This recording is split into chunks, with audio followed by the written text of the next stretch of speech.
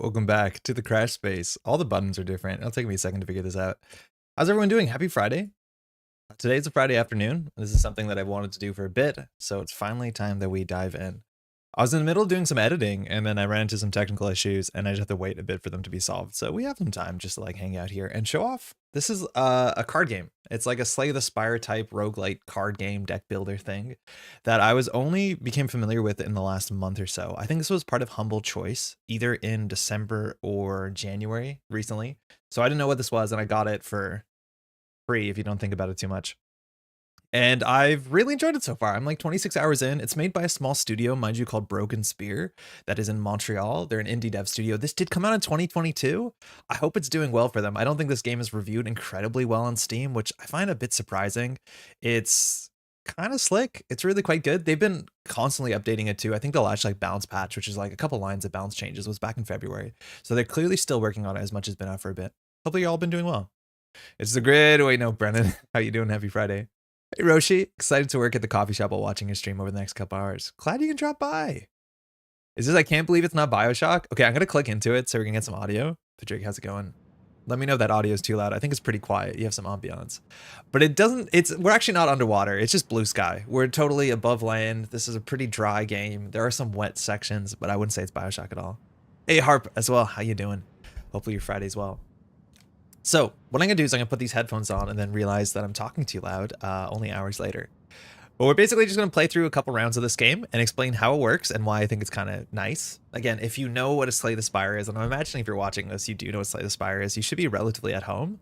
I think the question is, why would you play this instead of Slay the Spire? And honestly, I think some of the kits are pretty cool. I've been playing Slay the Spire for a long time, and you know, people still play thousands and thousands of hours of Slay the Spire. I can't convince you that's something you can't do. But this does have some really nice twists on it, which I like a lot. Pretty dry game. I thought you liked it. Oh man. So we're gonna start off with an expedition. So one thing that you learn is that I don't know where to put the camera because there's always something you're blocking. So we're gonna move the camera off just there for a second, I guess. I'm gonna hide the camera for a second. So the first thing you do is actually you pick an expedition. And so in the lore of the game, there's this thing called Oresa, which is the city of the gods. And supposedly there's some sort of treasure beneath Oresa. And so the title of the game is We Go on a Journey Beneath Oresa. Here at the beginning of the screen, it usually shows you 3 different expeditions. And these expeditions just have small modifiers on how the run is going to go. Now you unlock these as you go. They're a bit of a progression thing. So when you start the game, you only have 1 or 2 different expeditions, but I have a huge pool of them. And not only do they tell you their supposed difficulty by having a bunch of skulls over that little box, but it tells you what the modifiers are. So very simple. This is the lowest amount of skulls. You can have 1 skull, and it just says you get a boon. Each floor 1 combat, you gain 2 armor. That's shields, that's armor that prevents damage, as it would in Slay the Spire. On the right side, we have this expedition, Crystal Miners Guild, that just says we gain 5 max HP. I don't think we actually gain that HP. I think we just have extra bit on our bar, which is fine. And if we want to have slightly more difficulty, this is Nero Conclave, which at the beginning of the game, you gain 2 of 8 random, and that symbol is for powers. So in Slay the Spire, power is like a card that once you play it, it gives you an ongoing effect for that whole battle. It's no different here. I'm not sure what they're called. I just know that's what that symbol means. And then when you play a power, you gain 1 energy. So that's the resource you use to spend cards. You have 3 energy every turn, so that's good. But then you take 10 non-lethal damage. So a bit of an upside, a bit of a downside. Damage is damage as you think it is, and non-lethal just means it can never flatline you. So it can never take away your last hit point. This is a pretty dry game, Andre with some scathing criticism. Only going to be around for a bit as I need to teach in half an hour, but down to get exposed to a new game. Harp, enjoy your teaching. That's really cool. Go gaming content, TM, I'm in. Kato, how's it going? I listened to your Rascal Radio interview and it was just so charming. I plugged it on the last Metropolitan Grid stream, but I thought it was fantastic. Really, really good spokesperson. All right, so I think we're going to pick our expedition. Mind you, we also have Architect's Curse here. This is like Ascension, and it just automatically ramps up whenever you win a run on the last Ascension. It doesn't even ask you, it just does that. If you don't know what Ascension is, they're modifiers that make every run harder. So sequentially, the game can be more difficult, and eventually you'll find a point where you're not winning more than half the time, and that's probably where you should hang out. For the sake of the stream, I'm just going to drop it down to Ascension 1, which has no modifiers. In theory, this should be easy, but I could still fail because, of course I can. It's live content, so this will be easier. Again, as Ascension goes up, things get more difficult and they scale.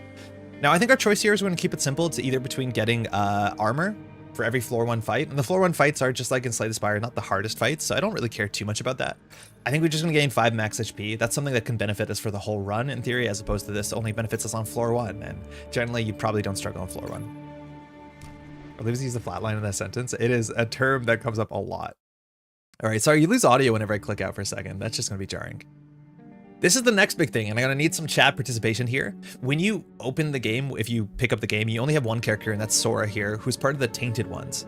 And the way that this works is that there's 3 different factions, and each of the factions has a totally different base mechanic that that crosses all of their decks and basically how they play.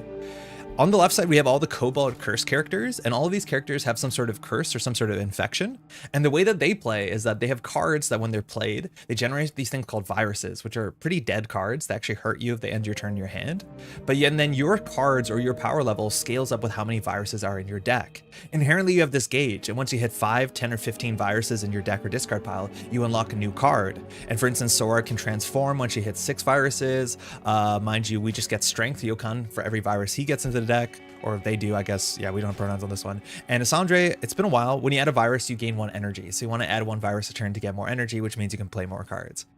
This is the starting class, and I've seen some criticism online on Steam reviews that the starting class being like the self-damage archetype is maybe a hard sell for many because it is a bit tricky, and you can end up with just a terrible deck that has a bunch of viruses if you don't manage it or close the game out quickly. It's pretty cool. Now, next up, this might be my favorite class, and these are the counterattack characters from the House Gisa de Ferrade. I don't know. And these characters have this bar called the counterattack bar.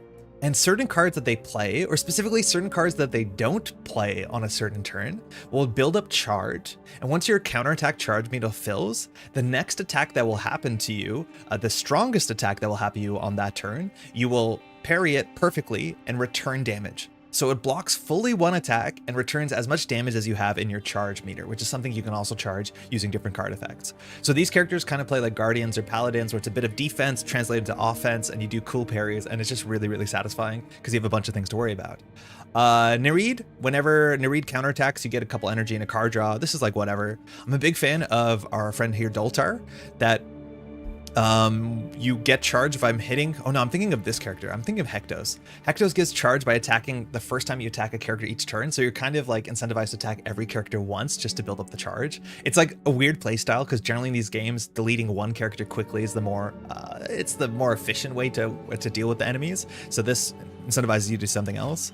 And Doltar, it's been a while since I played. Each round you gain 1 of 3 cards against fleeting. So you have a bit of like flexibility here. You squint, blue is almost like purple. Oh, Sora. I played this game on Steam during a Steam Next Fest last year, and I thought it totally lost track of it. This game is really good. It's quite good. No purple girly character. Oh yeah, I guess not. Finally, with the Guild of the Runefarers, this is the class I played the least, and they work mostly off of firearms. So they have like a 6-bullet revolver gauge. And every time that you use one of their bullet cards, it uses one of the bullets. And bullets are a resource that don't reload inherently. You either have to keep a certain card in your hand at the end of the turn, which will reload your bullets. So you have to manage that resource.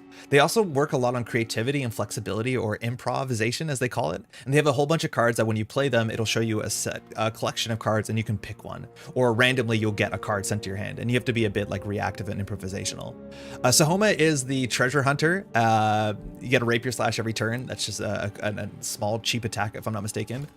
Flynn gets weird bullets, types of bullets that have imbued effects every turn. And then we have Zakan, who I think is the last character you unlock, who gets a random power each fight. Zakan cares about powers heavily. Now I'm going to ask if there's a certain class or there's a certain character that anybody wants to see. I think they're all pretty reasonable, especially on the easiest difficulty. This is the big thing where I have to admit, like when I play Slay the Spire, I don't play Ascension 20. I'm not one of those like mega gamers, as much as I know a lot of very, very good Slay the Spire gamers. So I can't tell you how this game like scales in difficulty, and if it has that sort of endless playability that another card game like this can have, or whether some of these characters are just laughable. But I think all of them have played relatively okay. I'll hang out a bit in chat if anyone has a strong opinion. Otherwise, I think I'll probably end up playing one of the Guardians in the middle, because I do think the counterattack stuff is just like really, really quite interesting when it comes to hand management. Notably too, this is not the only decision we have to make. Once we pick one of these characters, we also have to pick our companion. And your companion, you have a couple other choices, which is not exactly this list. And your companion comes with similar effects that the main hero does. And then you basically build like this 2-type character that goes together. So you actually have a lot of different combinations. And not just pick one of these 9. It's like pick one of these 9 and then one of these 8. And then together you build like a very unique character combination. The guy who's to attack everyone sounds like a neat twist. I think it's really, really fun. But also, what if Gun Girl? I haven't played a lot with Sahoma. I think I pick Sahoma pretty consistently as my companion, though, because she gives you functionally relics, and I like having a lot of relics. I'll back the Gun Girl vote. Okay, Gun Girl wins 2-1. So I'm not very good at this character. It's been a while. I played this class the least. But gunslingers gain and spend ammo to trigger powerful ranged attacks and improvise moves in the middle of combat. Sahoma's ability says each round gain 1 rapier slash. That's a card of a sort. And then you can see the starting deck. And so everybody starts with the same like blocks and attacks. Every time I click out, the audio leaves. I really don't like that. And then Sahoma starts with these 3 cards specifically, which we'll figure out how they work. All right, next up you pick a companion, and your companion has abilities, but you unlock these abilities by increasing your friendship with your companion during the run. So you can make a run where you don't touch your companion friendship at all, or you can get a run where you're full friendship, and then you get all these abilities. And these are really cool because they obviously make a unique character together. Sora cares about Frenzy. Frenzy is something that fires whenever you kill a character. When you kill an enemy, you get Frenzy. So in theory, when Sora's maxed out, once you kill a character the first time a turn, you get all these abilities. It might not be first time. Oh yeah, it is, once per round. We have Asandra here, who says teaches spiritual elevation, and so there's a bunch of like upgrading thing. This can upgrade your deck. Doltar, it makes fighting elites easier. So each elite fight you start with some benefit. So if you want to rush 10 elites, that's great. We have Nereid. I don't know their names. Nereid gives you these wolf powers, and the wolves are pretty good. The wolves come in and help you. We also have Zakan, who has basically wants you to play a bunch of weird powers and do strange things that modify your deck. And then we finally have Flynn, who's a gunslinger, who makes your bullets better. This game has ranges. Yes, this game has ranges. The game is not just like, it has distances and you move back and forth. Second wolf. All right, we're doing wolves. We're doing Nereid and Sahoma, I think her name is. I'm not actually sure. So we'll get some wolves in here. Elevation scoops in a different game. Okay, so different than Slay the Spire, you might have seen at the bottom of the track, there is a path that you walk on, but you don't make any choices. So a big thing in Slay the Spire is you see the whole map, and we have to go through 3 floors, and there's a boss at the end of every floor. You can see what all these things are, but the only choices you make are at the forked roads, where you can generally choose to fight an elite or a non-elite. There's all these animations and cutscenes of your 2 characters hanging out on their journey underneath Oresa, which are kind of cute. And then generally at every fight, you have a choice. So our choice here in the standard fight is that we get either 10 armor on the first round, which is what you think it is, or we can draw 2 cards on the first round. I don't really care too much about drawing 2 cards. We'll have enough cards in our hand. Let's just get 10 armor so we don't have to walk on round 1.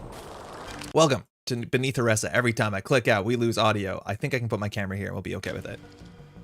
So this game doesn't have a great tutorial. We'll explain the tutorial. The basics of the battlefield. One of my favorite things about Beneath Oresa, it's a 3D action game to some extent. As in when I do an attack like weak spot and I target somebody, oh, I didn't mean to click it. I thought I would actually have to click another thing. It does it, and it fires an animation, which is really quite fun because if you actually like click a bunch of cards at once, you see like combos and it animates perfectly, which is quite nice. Sorry, I just shot the shot without thinking about it. We probably shouldn't have done that, but that's okay. Otherwise, if I scroll the mouse wheel, it scrolls the targeting between the characters, and generally in this game, there's 2 zones. There's the near zone, which is the character here, and then there's the far zone. And for us, we have ranged attacks and we have melee attacks. So Rapier Slash, you see, has that sword. That's a melee attack. So if I Rapier Slash this character across the field, I will run over there, and then that will be my near zone, and then this character over here will be my far zone. Inherently, there's no rules about near or far. There's no like game text that says like far attacks always can miss you or like do less damage or something like that. The only thing that can happen here is that there are certain cards that care specifically about range, or certain enemy attacks that care about range and where your positioning is relative to them. So there's no inherent baked-in rules with near or far, but it is something that does matter in the tactics of the game as it develops, but there's no core rules here. We also have 3 energy. I spent 1 energy playing that card on accident, so we have 2 left, and all the cards in the top left corner have the energy cost, and we have to read what they are. Color coding, red is usually attacks. This is a ranged attack, and specifically this is a gun attack, so if I use it, it uses one of my bullets. I only have 5 bullets left in the chamber. This is a power, that's a blue card with the eye, and so I play this, and then for the whole battle, this will impact us. This is after shooting a foe far, so somebody across the field, you see, this is how it matters. We gain 1 Rapier Thrust once per round. And Rapier Thrust is this card, which costs nothing. This is a melee attack for 6, and has fading, which basically means like exhaust, I think, in Slay the Spire, so once you play it, it'll be removed from the game, so it doesn't clog up our deck if we don't play it. Green, these are the defense cards generally, or the utility slash defense cards. If we play this, we get 7 armor. And as you can tell, just like in Slay the Spire, we can see the intentions of our enemies. This one will attack us for 9. It will run over and attack us for 9. This one will attack us for 4. So that's 13 damage. We currently have 10 armor here, and we have 170 of 175 health. So if we don't block this turn, we'll end up taking 13 damage. You don't heal between fights, but there's certain rest stops on which you can heal. And you do heal at the end of every floor. You fully heal, which is quite nice. Saddest thing about Trickshot Ban is now it makes pretty girls unviable. It definitely does not help people playing pretty, that's for sure. It's about to get all whiny that it was probably Steam only, but I just Googled it's on PS5. I think it's on PS5, I think it's on Switch, I think it's on a lot of platforms. It's not Steam for sure, only. All right, our last thing is we have the shtick here. This is called Ammo Trick. So when we discard this, either by playing a discard effect or at the end of your turn you discard your hand, this gains 1 bullet. So these are the cards that we can keep in our hand and not play to reload our guns. If we play these, we won't have them and our gun will eventually run out of ammo. However, if we play the Ammo Trick, we start to improvise. So I'll show you what this looks like. If we play Ammo Trick, it adds a random ammo card to our hand. And this is the shtick that the gunslingers do, which is about improvisation. So we don't know what's going to happen when we play the Ammo Trick. It could be good for us, but if we don't play it and we discard it, we will reload our gun. And eventually if we have no bullets, we can't shoot. That's the only way we can inherently reload our gun.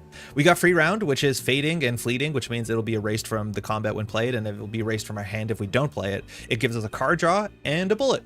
That's technically better than the ammo token we had already, the Ammo Trick, but that's pretty good. So what are we doing here? Our enemies, mind you, they also have little abilities under their names. So this one says each round this foe gains 3. I think that's called, it's functionally strength. I think it's called Fury, but that means it'll just do 3 damage. This is temporary, which means that it is for that turn only and then it goes away. You don't have to stress about it. And it currently has 3 Fury. This guy says each time you attack this foe, they gain 3 Fury as well. So the more you attack it, the more it hits you back. It has 40 health and it's going to hit us with a debuff. That's what that says. So now that we've explained that, again, it's just Slay the Spire. We can figure it out. So I think we can definitely do a shot. We can do a straight shot into Rapier Slash, which will do 18, which will defeat this character. So shoot first, then we'll run over.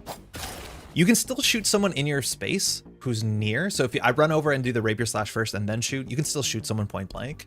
This person's now attacking us for 4, which we can block, no problem. So let's just go play our fast draw here, which says we'll get a Rapier Thrust at the beginning of our turn. Now, we can play the free round, which will give us a bullet. I think we will. It draws a card too. We should have done that first. And now once this gets discarded, once we end our turn, it will reload our bullet, because that's what it does. And every round we get 2 bullet tricks in our hand. All right, attacks for a bit, doesn't do any damage. We have 40 damage coming in. Sorry, 40 health, 3 damage coming in. And if we do, this is 24, this is 30 damage, which won't kill it. But we can just do some combo stuff. So I think we're just gonna start blasting. Easy. It's the first fight. Just don't take damage, block a bit. Oh, every time we hit it, it attacked for more. So we messed up slightly there. It's going to hit us for 5 damage. I forgot about that ability. That's totally fine. We'll take 9 damage. That's not great for the first fight. Other cards, we have No Quarter. This round, each time you attack a foe for the first time, you gain 2 armor and draw an attack card, reducing its cost by 1 until played. This card is good, but it's also very expensive. It's hard to make this work for you. So we're just going to finish this off with a straight shot and call it in. First fight, super, super easy. Just bought custom tokens in Age of Mythology. I don't need to buy this game. What custom tokens did you buy, Brennan? This game was on sale, I think, like a couple weeks ago even. It was relatively cheap. Now it's like 25 bucks American or 30 Canadian, which is not that bad. I think this game's fantastic, and it's a small indie studio locally. Hey, Lucille, surprise Crashway stream. How you doing? Now, one of the other complaints I've seen on Steam is that between rounds, you have to upgrade your, you have to grab a card for your deck. You have to, though. Like, it's not, you can't do like the thing in Slay the Spire where you're usually like, no card, thank you. You have to grab a card, which a lot of people think is a downside because your deck does get bloated. But this game does actually offer way more opportunities to, for free, remove cards from your deck. So it forces you to build an interesting deck. And here are our choices. These are all these sort of like, I'm not sure what the name for these are, but they're like the blocking utility cards. This card has Anchor, which means it'll stay in our hand until we play it, but has Fading, which after we play it, it's erased from combat, not from our deck, but just from combat. We have to discard a gadget from our hand to gain 1 of 2 gadgets. I don't think we have any gadgets. We might start with a gadget. That's a subtype of cards gunslingers have. And when we draw this, we draw a card. So it's a nice little cantrip. We have the Cobalt Roulette, Precog 3. Precog 3 means we can scry 3 cards basically, and we discard the other ones. Look at the X cards from we draw pile and discard 1. We don't draw a card, we just gotta manage the top of our deck. Then we draw a card. If it is an attack, it gains 35 damage and costs 1 less until play. That is an absurd amount of damage. I think that sounds pretty good. then we have Fading Echoes, which we can only play once because it fades, and it does precog 3, precog 3, precog 3, gain 4 armor, which is a very silly effect. As much as you can build decks that care about discarding from the top of the deck and build precog decks, which is great. Saw someone on a Reddit had an Etsy shop. They look fantastic, while its own case and everything. I was literally catching up on the grid stream from last night and got interrupted by this stream. I feel like a dog with 2 bones. But for what game, Brennan?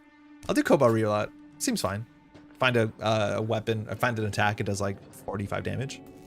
All right, we get choices again. So we can see our path. Here we have a scavenge, which is a choice. We're gonna have another choice coming up, then a regular battle. And then every time you come to a regroup, that is the thing that they're always the same. You can either heal 30% of your health. You can either upgrade randomly one of 3 cards. It'll show you 3 cards. You can upgrade it. And upgrading cards in this game is very different. You have more in choices. And then finally, you can increase your companionship. And we definitely want to increase our companionship with Nereid, because at the first companion level, we get the wolf within, and then we can truly have 2 wolves. In the background, you see our characters doing their little adventure together. So now we have a choice. We can heal 15 health, which we don't really need, and gain 1 of 3 injectors. Injectors are cards that are one-shot abilities that do something to you. They're kind of akin to potions in Slay the Spire, except they're in your deck. Generally, they have anchor, so once you draw them, they'll stay in your hand. Some of them have effects where when you draw them, you draw another card, so they don't eat your card draw. But they're functionally the closest things that this game has to potions. We can also lose 5 health, which is a downside, but we gain an Antiquorum.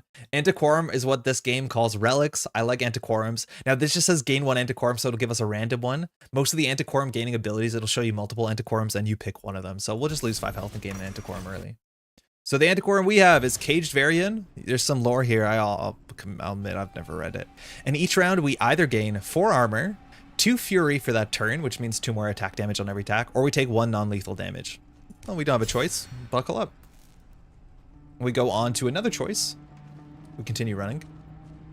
And now we can choose to either heal 10 HP or heal 30 HP, but then lose 10 max HP. I'm cool for this lose 10 max HP thing, I think. No, we probably don't need it. We started with 5 extra XP. I think we're going to be fine here on 166 health for the whole floor. We probably won't have to heal anymore. All right. We got a choice between our basic combat. Either this combat, we gain 1 permanent fury, which every attack does 1 more damage, or this combat, we gain 1 energy and 1 card on the first round. I'm honestly, probably, if we're min-maxing this, I think we can do more damage overall by just playing another card, because generally the early fights are like only 2 or 3 rounds, which means this probably only does like an extra 8 to 9 damage, which only matters if you hit breakpoints and you get unlucky or get lucky. So I think we'll just take the high ground. All right, I don't know where to put the camera. I'll just put it over here. Sorry, guy who I cover the face. Now we have a bunch of enemies out here. The audio going in and out is really bad. Probably need to figure something out, but I think that's just how the game is when you alt tab. All right, so we have a bunch of physical attacks coming in. We have 1 ranged attack, which means that there's just different cards that interact with range versus physical attacks. Not super important. They're going to be attacking us for, what is it, like 20 damage just about? Okay. If we look at our hand, we have our full bullets. We have Cobalt Roulette, so we can precog 3 and then draw a card from the top of the deck. And if it is, what's it called? Oh, actually, what I didn't realize is this is not guaranteed. Precog 3 means we look at 3 cards, we discard 1 of them. And so if only 1 of them is attack, 50% of the time, obviously, we get the roulette trigger. That makes a lot of sense. We have this no quarter, which means if we kill somebody this round, we can draw a card and reduce its cost by 1, which if we pop off, we really pop off this turn. Let's see if we can cheaply kill someone. I think we can. We can do straight shot into Rapier Slash, which can take out the person who's doing more damage to us. I think that's a good start. So let's try and do a no quarter turn. We probably end up taking some damage here, but we could get lucky. So shoot, go for the slash. I think our positioning doesn't matter. So we drew a card and it costs 1 less. Which is perfect because now weak spot. This is the card I played accidentally. It says target takes 5 weakness until the end of next round. Weakness decreases their attack by 1, just kind of like in Slay the Spire. But every time you hit them, it decreases their weakness. So you kind of want to give someone a weakness and leave them alone. So this will draw a card. We drew a straight shot, so we're really popping off. This character has, okay, that's the no quarter buffer reminder, and it's attacking us for 22. So we're in a really good spot. We can do 14 damage. Oh, we just always draw a card. We don't have to defeat it. Well, damn, we're good. Okay, we have choices here. We have multi-tools kit. Fading, so we play it once. Gain 8 armor and add 2 random gadgets to the draw pile. It costs nothing, but random is always scary. We have unproved loader, which is a gadget. That's why it has this diamond. And we either gain somewhere between 0 and 3 bullets. We have no idea, but then we take an equal amount of lethal, non-lethal damage. So bullets are important. We actually spent like 4 bullets that round, which is a problem if we don't win. And then not this one, which says discard a gadget from your hand, gain 1 or 2. I think we're going to go for the random route and just get some random gadgets. I think that's going to be pretty fun. Yeah, that was Slip Us Out. That was pretty wild that we just got through that really quickly. Jakey, how's it going? Nice catching your streams. I actually bought it after you talked about it on stream and had a blast. Wonderful way to scratch the Slay the Spire itch. Yo, glad you've been enjoying it. I think this game is like really kind of good. And I know a lot of folks like Slay the Spire, so I'm glad you enjoyed the recommendation. Let's just get some random gadgets. Gadgets are usually pretty good. They're not often super expensive, and we've been seeing other cards that interact with gadgets, so why not? This is the frustrating thing. As a game dev, do you plan your game that there's a spot that you can put a camera? Because this game, every part of real estate, I think, gets used. I think maybe the best case is we do here, but then this covers how many cards are in our discard pile. Let's assume that we're not going to care about that. We're just not going to care about the discard pile too much. All right, every time you get through a regroup, you get these 3 choices. We can upgrade 1 of 3 cards. Now, this is a random card, so we're not necessarily going to upgrade one of the cards we want to upgrade. And the cool thing you might see in this game really soon is the way that you upgrade cards, you actually have choices. If I hold Alt, it shows you the preview, but each card can be upgraded in 2 ways. The M way or the W way is, I think, how they're referred. So if we ever upgrade Straight Shot, we get to decide whether we want to make it do 19 damage and we gain an ammo, or 19 damage and it has evasion, which means we'll run away after or before we attack. Now, evasion might only matter in certain instances. You can make a gunslinger that's more powerful when they're far away from enemies. Again, inherently, distance doesn't actually impact the game. But all these cards have different upgrades. So like if we upgraded Weak Spot, we can make it have evasion and do more damage, or have more weakness to the enemy. So you actually have a lot of choices, and some of the cards upgrade in really weird ways. It's not usually just numbers up, numbers down. Gotta go with companionship increase. Yeah, I totally agree here. We're gonna go for companionship increase so we can add this wolf within to our deck, which is a card that adds us wolves, and wolves are good. We need, yeah, now we have wolves. This is wolf within, fading. So once we play it, it's gone. So it's a one-time shot. And then we gain calm the wolf, unleash the wolf, or feed the wolf, which are 3 different effects. Feed the wolf, we take a bunch of non-lethal damage and draw a ton of cards. That's okay. Unleash the wolf gives us 2 smites, which are cheap attacks. And then calm the wolf says each round we gain 1 smite. So if your turn is, if the game is going to be a couple rounds, you always go for calm the wolf here. Andre video game stream. Wow, Ezra, how's it going? We just got our wolf, so we're kind of good to go. And we're gonna keep running. We have a regular battle coming up. All right, we can either heal 10 HP, which we don't need to do, or choose 1 of 3 injectors. We'll take the choice. Again, these cards are kind of like potions, but they go into your deck. They have anchors, so when you draw them, they'll just stay in your hand until you play them. This one, when you draw it, replaces the draw, which is nice. That's a card symbol. So they're all consumable, so it's not like fading, where they're removed from the game. They're removed from your deck permanently, so they're only one-time shots. This gives you 8 damage for the turn, which is pretty powerful. This reduces the cost of every card in your hand by 1, which is pretty powerful. But often when we play gunslingers, we're limited by the amounts of bullets we have. So even making all our cards cheap is not perfect. And we have Blue Spice, which draws 2 cards and then erases a card in our hand, which is good flexibility, honestly. Let's go for burst damage. Gotta go teach now. Harp, thanks for dropping by. Enjoy your teaching. I don't know where to put the camera. I'm at a loss. I guess over here. Sorry, the audio keeps cutting out too. That's just how it is. This game, go check this game out. It looks sweet. It's really, really fun. All right, we have 3 of these orbs attacking us. When the foe is destroyed, it adds a curse to our discard pile. Curses are not good cards. I'm not sure what curse it is. It's a curse of some sort.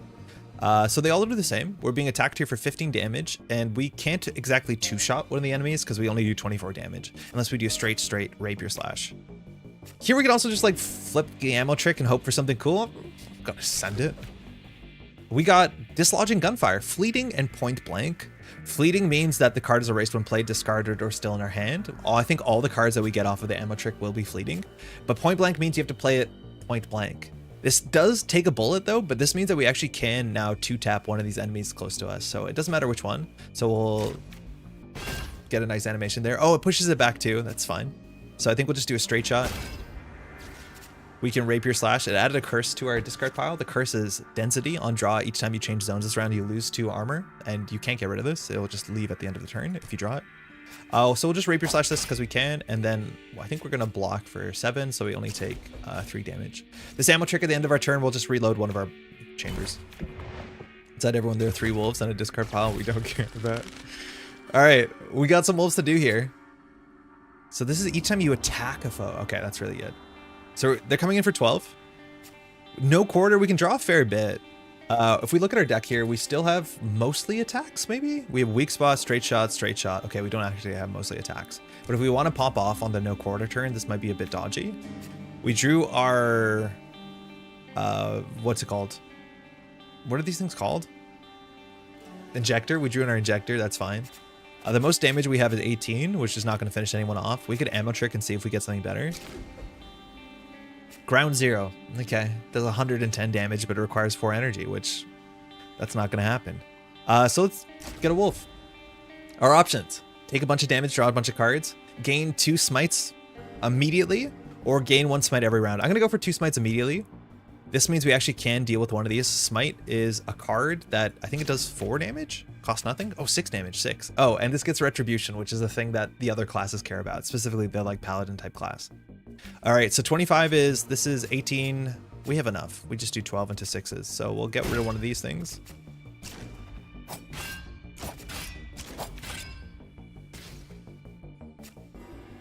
Oof, we could have played no quarter so well that turn, and we didn't. Oh, we could have no quartered so well. Whatever, we take no damage, but like no quarter would have drawn 3 cards there. Oh, we take 2 damage. Not feeling great about it, that's fine. All right, 19 damage. We don't have to think about it. Easy. Again, we're playing on the easiest difficulty, so if this seems easy, it is. It's round 1, and we're still not playing perfectly. Full auto can only be played with a full cylinder. If the target is far, we lose 4 bullets and start just shooting randomly 4 times. Not my favorite card. Experimental Slug is cool. It is one of these tech cards, a gadget card. It is a shot and has an equal chance to gain any of these effects. So either us gain an energy, a card draw, 2 bullets, 6 armor, or sometimes nothing happens. They're all equally likely, and so it's stacked in our favor. I kind of like this card. It's just really quite fun. I'm going to go for it for sure. We already have one of the other ones, and we haven't played it yet. All right, we're getting up to a choice on Scavenge, so we have to move our face. We can increase our companionship by 1 and upgrade 1 to 3 cards, or increase our companionship by 1 and remove 1 card. I think at this point in the game, our deck is pretty big. We probably should be removing some cards. My guess is we want to remove some of these shots or some of these take covers. I think our armor situation is not particularly good, so I'm going to get rid of a shot for now because we have enough damage. We drafted some other cards. So I'm going to go in companionship by 1, which in each combat we heal 5 HP. We're ironclad, and then we'll just remove a straight shot. I think we have enough damage, especially because we can add wolves to our hand every turn. The audio cut out. It's fine. We'll figure it out. All right, here we have a choice. Either no choice or no effect, I mean. Or we can lose 5 health to get a better reward. Nothing ventured, nothing gained. Okay, so this enemy, when this foe is destroyed, all other foes heal 25 HP, so not a huge consideration. Either we kill this first or we kill this last. That doesn't matter. Now, this person is somebody I always mess up to. It has, when this foe is destroyed, all foes take 25 damage. So you definitely want to put some armor on before you go and destroy this. I always be like, oh, I have the final shot, and I go for it and then take damage when it explodes. So we want to play around it. Hey, Maddie, how's it going? How's Steph? Welcome to the stream. All right, health pool's got a bit bigger here. 155 to deal with, so we're probably going to block up a bit. We're taking 14, so we can double take cover, and that gets through it. Which means if we straight shot, double take cover, and then we can Reaper Slash. We only use 1 bullet, so we might as well ammo trick for free. We drew a card. Why did we draw a card? Why did we draw a card when we did that? Huh? All right. Oh, this card had it. So this is Pour Fire. Improvise means its effect is activated if this card is in your hand when you play Ammo Trick. And apparently that worked because we played Ammo Trick and this entered our hand at the same time. And so this Improvise, which drew a gadget. Very, very strange combination of cards there. I was surprised that works like that. So this is technically better than our straight shot. If we want to play the Experimental Slug here, we can. It does as much damage as a straight shot, but it could give us a benefit. The 1 energy would be the best case here. Okay. So we got 2 bullets. Whatever. So I think here, if we want to block, we'll just do full block. We can play this to gain 2 bullets. It's fleeting, so it's going to be discarded from our hand at the end of the turn anyways. So I guess we might as well just do Ammo Trick. We should have done this first in case we got something better. This was better. This round, each time a bullet is spent, gain 4 and gain 7. So turn planning is really important with this class, it seems, with the improvisation, that's for sure. So we might as well play this so we get our bullet back and we can do 6 damage. I think we're going to start with this person first. That might not be right. I think these guys deal damage to your foes. The floaty ones deal damage to you. Oh yeah, you're right, you're right. That's why it's 25. Yeah, this deals it to the foes. That's a good catch. All foes take 25. I'm used to the floaty guy that does 15 to you, which that's the one that gets me. 25 seemed like a lot. Now, this is where, again, where range kind of matters. Deals 50% more damage as long as you're not in their zone. So we're heavily incentivized to end our turn in that zone. The easy way to do it is like weak spot. No, not weak spot because that is a range attack, but like we can just Rapier Slash to get in there. Obviously, if we defeat it, we don't have to worry about it. We have multi-tool. We're getting attacked for 30, which is a lot. So we definitely want to defeat this for 33. I think we can do it. All right, let's get some garbage into our deck. A cheap block is nice. After shooting afar, gain 1 rapier thrust. What's the breakpoint here? We have 22 damage, so we're missing 11 damage. The wolves can give us 12 damage, I think. So I think we go for the wolves. We'll get the 2 smites just this turn so we can not deal with this. I think this is 12 damage. Yes. Oh, even more. Because we have Fury for some reason. Huh. So we can do 8, 16, plus this is 32. That's 1 short. So we have to use the Rapier as well. So that is only 2 energy. So we can do the fast draw. We technically can ammo trick once as well because we're only going to use 1 gun. And then we don't need our gun to be full. This is chosen 5. Gain 5 bullets and 5 armor. Honestly, that's fine. That's kind of fun. All right. So we attacked fire, so we get a Rapier Thrust. This card is heavy. Heavy cards you can only play on somebody who's near to you. So that means if we rush over there, we can do Rapier Thrust into Smite. So that means we have to get over there first, so we'll Smite first. This gain 4 doesn't matter for our class, and Rapier Thrust will finish. This will do 25 damage to everybody on the table. Have fun. Thanks, love. All right, so now we're coming in for 20 damage. We can block 5 more here and then just empty our hand. I think that's the best we got. We could use this and see if we can get an armor card. That'd be nice. Okay, this is nothing. It says gain 2, costs nothing. Gain 2 armor. At 5 bullets, gain a quick shot. Otherwise, gain a spare ammo. So we actually can do everything here. Let's get to 5 bullets. And we can play this, which will give us a quick shot, which is a real cheap attack. And then we'll just send it. The planning on these characters is really quite fun with the understanding how many bullets you need and the these improvise. All right, so focus. It deals more damage if it has not received damage. So obviously on a 1v1 that's not super important, but this is a nice one when there's a bunch of enemies on the table and you want to prioritize to cut their damage in half. We drew Caltrops, which is randomly added to our deck. If the foe leaves or enters the zone this round, they suffer 25 non-lethal damage. So you can like play this and then push them out of the zone by playing something with knockback, which is really fun. I think there's a chance Cobalt Reroulette, if we just find an attack here, the attack will do 45 damage. So if we look at our deck, we have 2 attacks. So it is still a roulette, but I think I'll take those odds. All right. So we put one of these are discarded, and then the other 2 are shuffled and put on top of the deck, and we draw one of them. 50% of the time we hit straight shot and we one-shot the enemy, or nearly one-shot it. I think I'd rather take cover here. So 50% of the time we whiff. Unfortunate. Okay. So we still have 4 block. We can definitely ammo trick here. Defensive tactic. Gain 7 this round. Each time a bullet is spent, gain 4. Okay, I don't think we messed up the ordering yet. Well, block 7 is good. We could block 7 again. And then I think we don't really need to do damage. How much damage is in our deck here? We'll be drawing 24 damage, which is not enough. So I think we will do 12 damage and just take a bit here. And now we should be able to finish the enemy off with our free Rapier Strike. Cool, we also drew the Cryo Grenade. Each foe suffers somewhere between 2 and 7 weakness until the end of next round, but we should be able to just do this. Oh, we didn't draw our 1 attack. Oh, that's the last card here, so we only have 22 damage, which is not enough, so we need the ammo trick to find something. Orbital Strike. At random, foes take 5 damage 8 times. You take 6 non-lethal damage. So this should do it. We just have to block so we don't get hit by the Orbital Strike. Random bullshit go. Yeah, that worked. Yeah, sometimes improvising like works really, really consistently. It's good.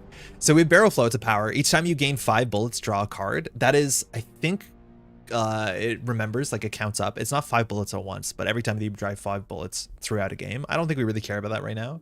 We don't have much bullet gain in the deck. This is double tap. Gain a quick shot. Quick shot is a 0-cost bullet attack that does 12 damage. And when the cylinder is emptied, this card gains 5 damage. So if you ever empty the cylinder, this gets buffed for the rest of the fight. Once per fight. I'm not sure if that's permanent for the entire campaign or whether it's only for the fight. I think it's for the fight. Then finally, we have Fluid Shot. If the target is near, gain 5 armor. If it's far, you gain 1 bullet, which makes it a free attack in terms of bullets. I'm honestly fine with the double tap. We're lacking a bit of damage, and this seems kind of fun. This is technically 2 bullets for 24 damage for 1 energy. That seems good. and we got to choose another choice. So either we can upgrade a card, heal 30% or HP, or increase companionship by 1. And I'll be honest, I always increase companionship by 1, especially because we hit this card. We unlock this card for the family, which is a 0-cost card. It's fading, so we can only play it once, but it gives 10 armor, does 10 damage, and draws a card. It's just a very, very good card, as much as you can only play it once. I just always like rush companionship on the easier difficulties because companionship is quite fun. And then later rounds, whenever you get to a regroup on like floor 2 or floor 3, it doesn't say upgrade 1 of 3 cards. It says upgrade 1 card, and you can decide what that card is. It's a cool balancing mechanic because in theory, upgrading your card, the sooner you do it, the more times you'll play the upgraded card. But this gets better the later the game goes. We definitely don't need to heal. What kind of weird game can you reload a revolver and not throw it instead? I think there are ways to throw your revolver. I just don't know if they're any good. All right, we gotta make a choice. Either stupid camera. Increase a starter card's damage by 8. So our starter cards, there's a couple of them. They're not very good cards. Or choose 1 of 3 exceptional cards. Cards have rarities. It's kind of muted. It's not obvious. I think exceptional is the second rarest. I think there is a more rare version than that. So either we have to add a card or we can increase one of our things by 8. I think I'd increase the starter card damage by 8 and pick one of the interesting starter cards. Oh, wow. Okay, so apparently we don't have interesting starter cards. I was pretty sure that we would see one of the, like the one where she's like diving with the sword, but apparently we just have a 20 damage straight shot. It's not great. Up the stairs we go. All right, either we attack. This is going to be an elite boss, so it's going to be slightly harder. There's a pool of elites, and you have randomly an elite depending on your floor. No surprise. So either no effect or on the first round, equal chance to either draw 2 cards or take 5 non-lethal damage. I don't think we need to take that risk. I think we'll just take this. All right, so these are the guys we saw before that when they're defeated, they do 25 damage to everyone. And this is the thing that I was thinking of, the Psy Preacher, which when it's killed, not only do all foes take 65 damage, which means if we solo this, everybody blows up. But when this dies, we take 15 damage if we're near it. So we want to like kill it with knockback or kill it with armor. Also, it heals things. Each round, a random foe heals 10. So like you're either incentivized to take out the little guys quickly or just rush this guy because when it explodes, everybody explodes. I'm not honestly sure what our strat is here, but they're attacking for, what is it, 26 damage? That's a lot. Jello, how's it going? Welcome to the stream. We're playing Beneath Oresa. So everyone's on us. This might be a long enough fight that we can go for the wolf, that we get 1 wolf per round, which is okay. We can Cobalt Roulette here, and then if we draw the 20 damage card that does 55 damage, which will exactly one-shot one of these guys, which is fun. This has evasion. It just says it'll run away before it attacks us. That's fine. Otherwise, what are we doing on our turn? Right, like we have no block in our hand. So we're only going to shoot 1 bullet, so we can definitely start with an ammo trick. Not this one. Okay, discard 1, what's it called? Gadget from our hand. We don't have any, so this is useless. We definitely should look for something here. Orbital Strike. Okay, at random, foes take 5 damage 8 times. Spreading out damage is pretty rough against somebody that heals 10 a turn. Like, you definitely want to focus 1 character, so like this is definitely an option we have, but it's not my favorite. Let's go play some roulette. All right, this is the card that I thought would be a starting card. So if we put this on top, we can put 1 of 2 on top, and that means we'll guarantee to get a rouletted damage. So this is a 47 damage, 0-cost straight shot, which means we can take out one of these things by doing straight shot into straight shot. Oh, cost 0 too. That's sick. Yeah, let's send it. This will explode. Everyone takes 25 besides us. Zap. All right, 35 on this we can't do. We can do 6. We theory can do 18 with Wolf into Rapier Slash. Fast draw, I don't think is worth playing. So it's either we Wolf within to get 2 Wolves here, which doesn't matter, or we get a Wolf a turn, which costs 1 energy. So we could just play Orbital Strike and do some damage. I'm kind of fine with that. We take damage too, though. They're attacking for 19. But we have no way of getting armor. I think overall the Orbital Strike is going to do more damage than the amount of Wolves we can get out. So I'm just going to strike. We took a bit. All right, that was awkwardly distributed. Good enough, though. So take 7, take 12. And 24 should be no problem here. Okay. Our deck has 9 cards left in it. We can shuffle in a couple of random gadgets. This character has aim, so if we get close to it, it does less damage. And this character has this annoying thing called Psy Shield, which it adds a Neural Assault, which is an annoying card you don't want if you attack it this turn. It's not attacking us though, it's just doing a buff on self or ally, so we can just ignore it and deal with this person, and I think that's gonna be fine. We definitely have enough damage to deal with this. So let's multi-tool up. We don't need to, but we can. And then this is game 1 quick shot.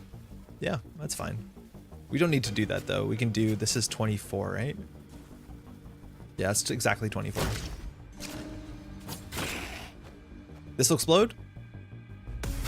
Cool. So now we can keep these in our hand to reload 2 bullets, which I think is fine. We could also just do another 24 damage, which is also probably fine. And then just only have 2 bullets, which should be enough to finish the fight. I'm not gonna play these. Love games, they're so silly. Wolves are more deadly than an orbital strike, and I'm here for it. All right, 37. And when this blows up, because we're far away from it, we won't take damage, but that means the rapier slash is a bit dodgy. So we could do 12 into 12, that's 24, that's not enough. It's stacking for 15, which is not great. This grenade only hits people near us, so it also doesn't do anything unless we slash over. But if we do 12 into 12 into 6, that's 30, which is not enough. So ammo trick could get us something here. We're expecting to shoot 2 bullets. I guess we'll start with the slug because it could draw cards. Gain 6 armor, that's fine. So we can block 13, take some damage. I think we have to. If that's the case, we might as well rapier slash because we're not finishing off this fight.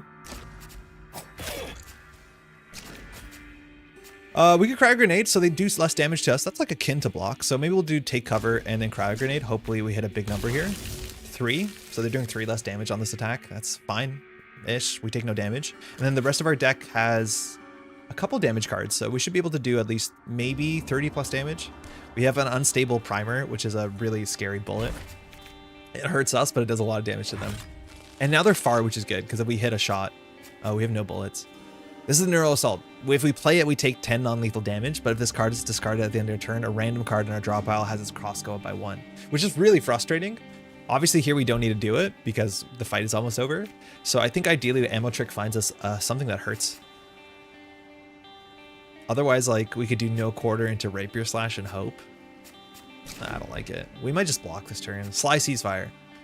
Discard each fight action, gain 2 energy, and draw 2, what they're called, maneuver cards. That's the name for them.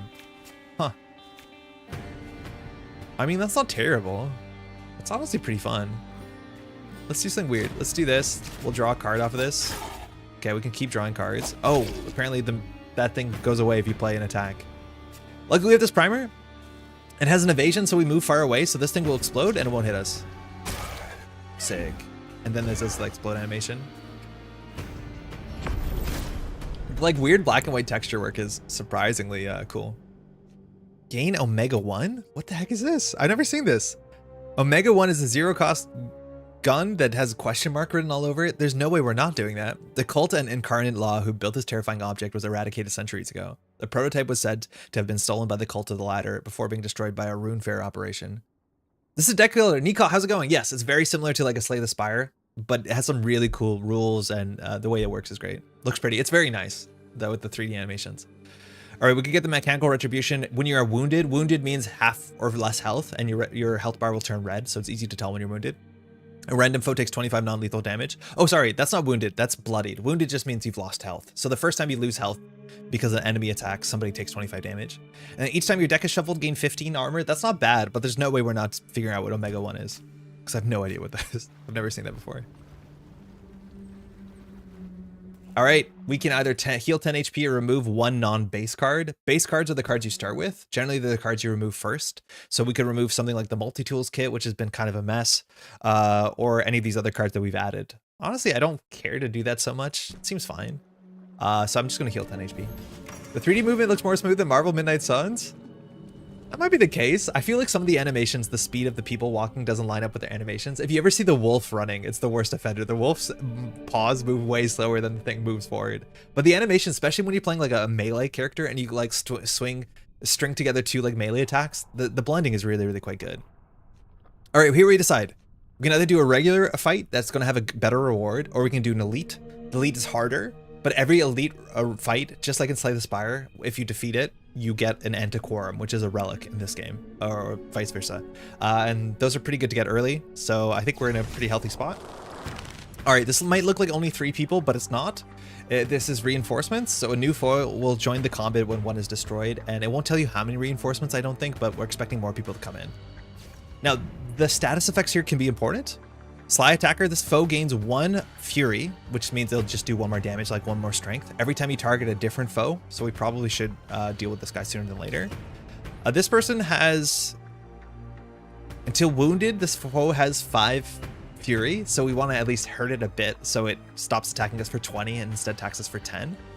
This foe also acts first, which can matter because this foe sometimes hits their friends with ranged attacks. And finally, this has the same text. This foe gains 1 fury every time you target a different foe, but it's kind of easy to miss. This blue is protection, and you can tell because the shield is up. So whatever the first attack we do against this character, we have to pay for the attack, but the attack will do no damage and it will gain none of his effects. So that's a really nice thing to waste this 0 cost attack on because we don't care about the effects of this attack, but they'll drop their guard next turn. So I think we're just going to ignore this guy. We're probably going to tap this guy to get rid of the, to knock the fury off, the fragile accumulator, and then we'll probably start just whittling this thing down. How do we do that? 22 into, oh, this is the Mega 1. Fading, add a Mega 2 to the draw pile. Damn it, I'm in. I don't know what it does. I haven't done any math. We'll just rapier slash this, so now it's attacking for 10 damage instead. And we'll be able to get through this. 22 plus 7 is enough. So we'll do straight shot for 22 and a bullet. Omega 1. We'll find out what Omega 2 is when it shows up. We have 19 damage coming in. We're blocking for nothing. We have 7 block in hand. We can do 30 damage to this thing, which will just deal with it. I think that's probably fine. And then we'll be on 3 bullets and we'll not block. Yeah, that's fine. Cool. I'm gonna keep this ammo in hand because it's discarded and we reload too. Take 11, whatever. All right, this calls 2 people in. Notice the reinforcements are gone, so that's the last reinforcements. This person has aim, so if we're not in its zone, we'll take 50% more damage. And this person says when this foe is destroyed, we gain 15 armor, so we have an incentive to rush it down, but it is the highest health person. I think this is the next one we want to do because every time we attack somebody else, this thing gets stronger, and we want to not have that be that way. Okay, we can do no quarter. We have a wolf, which is a really cheap attack. No quarter into wolves is really good, because we can use these wolves to generate 2 wolves that they're each cheap attacks, and no quarter says anytime you do an attack, we gain 2 and draw a card. This is where like the companion system is really interesting, because this is like a natural combination you can do with Sahoma. So we'll start with a rapier slash. All right, we draw an attack and it costs nothing. So this draws an attack and costs nothing. We're gonna run out of bullets eventually. This is a quick shot. So it's trying to draw attacks from our deck. It should though. So 9 damage. I think we'll just do the quick shot on there. Wolves, yeah, we'll get the wolves. We'll get the wolves. Oh, so the way that no quarry works is that you have to attack a different character. So now we'll get 2 wolves, and then we'll use the wolves on these characters. So we'll unleash the wolf, and these are smites. So we can wolf into this character drawing a card. We can wolf into this character drawing a card. Okay, we're taking 15 damage for the family. Blocks 10 and draws a card. Okay, 14 left. We're getting low on bullets. So we can shoot the slug and hope that it gives us bullets. That'd be nice. I think we will. It gives us armor, which we don't need, but this card's fleeting, so you might as well play it. And then we'll have 2 bullets next turn, so we don't really have much to do. We could have popped our Direxlin to like kill a couple people this round, but I don't think we need this, so we'll just play this because we can and pass. All right, Omega 2. It adds Omega 3 to draw pile. I've seen this before. Now the problem is if we Omega 3 this person who has blood protection, it eats the attack and doesn't get the effect, so we want to be careful. If that's the case, it's like, this sucks because we need to attack this thing, but I guess we just rapier slash it. Like we can't damage this thing because it's going to require 2 attacks from us, and we only have 2 attacks. So I think we're just going to Mega 2 that guy and then just set up. So we're taking 9 damage, so if we do take cover into multi-tool, which unfortunately makes our deck inconsistent, and then we can just play fast draw to get out of the deck. We could rapier slash for fun. I'm not going to play these ammo tricks, I just want a couple more bullets. And we didn't get Omega 3, okay. Still has protection, so our first attack will be whiffed. We'll definitely just rapier slash it to break the block. This does 25 damage and has evasion, so we back up. But at the end of your next turn, we take 10 non-lethal damage. So we definitely have to flatline it this turn, which I think we can. This already does like 37 damage, so this shouldn't be a problem. We definitely could ammo trick maybe for a bit of damage, but I think we just do unstable primer for 25 and then do take cover, and just don't take any damage. Oh yeah, we get a rapier thrust when we attack from far. So I wonder if we messed that up. Probably not. We can't play this because it's heavy, and you can only use heavy on things that are close to you. So I think that's okay. We have no way to get over there because we played a rapier slash first, but we wanted to play a rapier slash first to knock the guard. So I think we'll just block for 14 and pass. We definitely could have played an ammo trick there. We're not going to need 4 bullets to finish the game. Yo, where's Omega? Here it is. At Omega 4. All right. I thought this would be the end of the chain. So let's just... Well, one primer does it. Bye. And we played a power that says whenever we attack from far, we get a Rapier Thrust. All right, Elemental Concentrator, gain 1 Fury after using a 0-cost card. That's not bad for us. We have a bunch of 0-cost cards, including the Wolves, and that's 1 basically damage, 1 increased strength, it's called Fury, for every attack that turn. That's not bad. Your 2-cost attacks deal 8 extra damage on the Inertia Manipulator. Multiplier, excuse me. I don't like 2-cost attacks. We don't have any in our deck. And Savage Crystal's not bad. When combat begins, you draw your next attack card and it deals 5 extra damage until played. So it's an extra card draw on turn 1 and the card does more damage, and having more damage on turn 1 is fine. I think Elemental Concentrator is going to be fun, a fun thing to build around and play around. We just have to keep in mind that we always want to do our 0 attacks first because then it buffs the rest of our attacks on the turn. All right, choices. We can either gain an unrivaled card. I think that's the highest difficulty or highest rarity. We can remove a card, or we have to do all of these. Remove a card and heal 10. Or we can upgrade a card, increase a card's damage, and gain an injector. I think I'd rather do that. We haven't really upgraded any of our cards, and it's a fun choice. So how this works is that each card has 2 upgrade paths. One's the W path, one's the M path. M path. These are 6 random cards, mind you, and we have decisions. So take cover either gives you a bullet and slightly more block, or just a lot more block. 7 to 12 is a pretty big jump. We're not too short on bullets, so I don't think we care about the top path. The straight shots, either we can make them do more damage and take no bullets functionally as long as you can play them, or make you back up, which gives you evasion. Which we don't have immense synergy with evasion, but we do have that power that says when we attack from far, we get the rapier thing. Now, Cobalt Roulette is a fun one to upgrade, I imagine. It does Precog 3 into Precog 3, which still gives it a 50-50, but you draw a card. If it's an attack, it costs 1 less and does 40 extra damage instead of 35. Or you can make it Fading, which means you only play it once and it's erased, but it costs nothing and does only 35 damage. This doesn't seem that great. We don't have a lot of Precog synergy. No Corner's been a really fun card. So on the W path, this round, each time you attack a foe for the first time, you gain a bullet instead of gaining an armor, 2 armor, and draw a card. That's actually better for us because we're running out of bullets a lot of times on that turn. Or each time, instead, you get 5 armor. So it's either like we go into the defensive offense or the full offensive offense. I feel like the full offensive offense is going to be the fun version. So I think we're going to do that. We have to increase the damage of a card by 2. So we want to increase the damage on a card that we play a lot. So not the Fading card. I honestly don't know what it'd be. It's definitely not a straight shot. It could be the 20 straight shot to make it do 22, which I don't know if there's actually like notable breakpoints in this game I'm not aware of. Which card will we always play when it enters our hand? I think we'll always play Experimental Slug because it's fun. And we get an injector, draw 2 cards, erase a card, and when we play this, it has anchor, so it stays in our hand, and we can only play it once before it's consumed. Okay. All right, this is a rest spot. So behind me, it says upgrade 1 of 3 cards.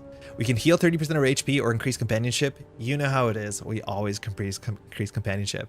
This says each champion fight, we heal 20 HP. So champion is the boss on each floor. There's 3 of them we'll be fighting. So coming up, we're going to heal 20 when we enter the room and 5 more. So we'll functionally be at mostly full health. We have to get through that to get to the other things. These other ones are actually not that great. Each combat gain 8 armor. If you're bloodied, also gain 2 fury. So we're going to be entering combat bloodied. So far, we're pretty healthy, so that's not going to come up. Gain 25 max HP is mega whatever. Heal 200 HP is mega whatever, but it's cool to be here and then use that as a panic whenever you increase companionship to be like, okay, I can full heal. Each combat, each foe takes 5 weakness. That's at the beginning of the combat. Honestly, there's a chance that we'll just not increase our companionship anymore and just stay here. This is worth something eventually, but I don't actually think these are that good for the way that we're building, which would be like a bloodied playstyle where we start on low health and stay on low health. So I actually think we're going to upgrade a card. All right, choice, 3 of them. We've seen these before. So either more block, a bullet. Oh, this does 27 damage and gives you a bullet. It's hard to say no to that. Let's go. All right, these are our bosses. There's a whole bunch of champions on each floor. Let's see which one we get. All right, we got the mob fight. This is the horde. So there's a lot of them and they keep spawning. There's a ton of these things. They're relatively weak, which is nice for us, but they have reinforcements and they keep spawning in. This is definitely a fight that we're going to go for the wolf a turn because it's going to be a long fight. The person in the middle, Each round, each near foe gains 5 fury and all other foes gain 3. So if this is a round, everyone gets stronger, which is an interesting thing. And when this foe is destroyed, when a foe is destroyed, we gain 1 energy and 1 card. So it's incentivizing us to get the little people down first. This says each time the foe changes zone, it gains a fury. That's okay. And this says anytime we attack somebody else, this gains a fury. So we want to deal with this first, but it does unfortunately have a block up. So our first attack will be like bounced. All right, we open with a mega, which is good. What do you think we're doing? How many bullets are we shooting this turn? 1, which means we can definitely ammo trick to see what we get. Proximity protocol. It's a melee attack. If you have 0 attacks in your hand, draw an attack. Okay, well, we can make that work for us. So I think we're going to work on the shield person first. This range attack is coming in for 30 damage. That's a lot, actually. We probably should just deal with the 30 damage. Notably, though, after you beat the champion, you go to floor 2, you full heal. So it's like, we could probably just take 30 damage and not care about it, I'll be honest. We can do here, this is 11 plus 13, 24. So maybe we can draw more damage. I don't know. We'll find out. Yeah, we're guaranteed because we're drawing an attack. Every attack does 3 damage. So that's down. That draws us a card and gives us an energy because of this, whatever this person's called. Oh, I know, the Preacher of the Altar. So now attacking this is not very good because it has a shield. So this is getting stronger the more we attack other things. So we want to attack this sooner than later. I think we'll definitely set up our wolf. And so we'll get the 1 smite a turn wolf, which is the beginning of the turn. And then if we block 7, we take a bit of damage. We can definitely play this to add some gadgets to our deck, which is like whatever, that might matter. And then I think here, well, we'll just take 7. I'm amazed you made it this far with no jokers and 0 glass cards. It's been a while since I played Blotcho, and honestly, like Blotcho being on mobile has maybe more. Yo, it hit his ally. What's that about? I've like wanted to revisit it. Probably should at some point. All right, we have a lot of cards in hand. We have Omega 2. We have our 27 damage straight shot, which is bulletless, so we can just one-shot this thing. I think we're just gonna do that and not consider it. Good night. This character's really interesting because they throw grenades, and grenades only hit everything in its zone beside itself. So you actually sometimes want to like kick the thing over to the other side and it'll grenade its teammates. Not super important on this difficulty, but it is a really cool thing to worry about. We have 20 damage coming in. This, because of our wolf, we're gaining a smite a turn. So I think we just want to deal with the little guys. But we could blow this thing up. This scales every turn. Each round, each near foe gains 5 temporary and all foes gain 3. Oh, that's foes. Okay, so as long as we're dealing with the board. Caltrops, each foe that leaves or enters the zone this round suffers 25 non-lethal. This will be running at us because it's doing a melee attack, so we'll suffer 525 non-lethal, which is like not bad. So will this though. I think it's better we do it to this. So what's our turn here? We can do a bunch of damage. Yeah, just send it. It was thoughtful for a moment there until it suddenly wasn't. So 16 means the experimental slug will finish it off. All right, we drew the draw 1 card. We can just play that. It's fleeting. If we don't, it goes away. And now we can just take cover. We have no setups. We're going to put 2 bullets back, which is fine. We'll take 1 damage, but it'll take Caltrops damage. Haha, no animation. It's really weird there's no animation for that. And 2 more people are spawned in. Okay, so we have to keep dealing with the board or it gets away from us. We have Defense Drone. The first time you enter, sorry, the first foe to enter your zone takes 26 non-lethal damage. This is not for the round though. It's just like better than Caltrops, if I'm not mistaken. It is a gadget. But now if people are charging us, they'll take 26, unfortunately non-lethal. I haven't played Blotcho since like March or so. Got a couple cracked Perkio runs and then I felt like I'd beaten it, I guess. Yeah, like I know people who are like doing gold cards or whatever it's called, the gold joker, everything, and like having a lot of fun with it. I feel like the more I played Blotcho, the more my playstyle like became the same thing. And that was a bit discouraging, but I know it's up to me to like not do that. And also I don't think I like chasing the big difficulties. Like when I got to the end of the thing, I probably should just call it there because the exponential numbers were not particularly fun for me. Okay, so we're only taking 18 this turn. If anything, we should destroy this little one so we don't take the 18, or the 6, excuse me. So we can do that easily. This does 16, so I think we just do... it's a shame that we didn't draw our no quarry, or no quarter, which is behind my head. That would be really good when we have all these attacks.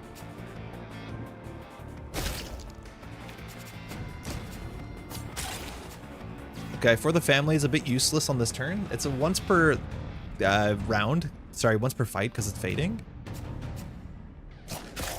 So if we use this as 2 more bullets, let's play Defense Drone because this thing's going to attack us, and then we'll just block a bit, I think. Ah, we will play this, whatever. Now we draw into a quarter? Come on now. That's annoying. So around each time you attack a foe for the first time, gain a bullet and draw an attack. So the only person we haven't attacked is the boss. So if we play this, we can like quick strike it and draw an attack. It's okay. Yeah, whatever. What else are we going to do this turn? We can, in theory, like ammo trick for improvisation and try and get a block card. We're taking 2 damage. Who cares? All right, so draw weak spot. Target takes 5 weakness until the end of next round. So we could kill this thing, but I don't think we're incentivized to. So we'll just shoot this and get some bullets in. My wife and I both play Blatcher. We both play so differently. It's wild to watch her pop off with 2 pair while I'm a flesh guy. It is a cool thing about the game is like, obviously Joker dependent and difficulty dependent is like most play styles work. Like I've seen, you know, successful high card decks and like people who play better poker but less engine building, and it's kind of neat. All right, 52. No quarter. We can attack 3 enemies. We're gonna pop off. So 17 for a Mega 3. That draws a card. Cost no. We gain a bullet every time we play cards, so 16. Attack this far one, draws a card. Straight shot, draws a card. So now we've attacked everybody once. 11 doesn't do it, so we'll double tap. Oh my god. 13 is coming in, so we could double take cover. Oh, apparently if you right click it plays a card, that's news. That was not a good card to play. So I think we're just gonna keep shooting. Oh yeah, we win. Nice. Again, we're playing on the easiest difficulty. Oh, apparently it's not over. There's more people. Now there's no reinforcements, so we just have to get through this. If we play Caltrops, every time they enter our zone, they'll take 50 non-lethal, which is absurd. It's a lot, but these are ranged attacks, so they won't move at us. So that's not gonna work out for us. Would love a no quarter here. We could Cobalt Roulette to try and one-shot one of them.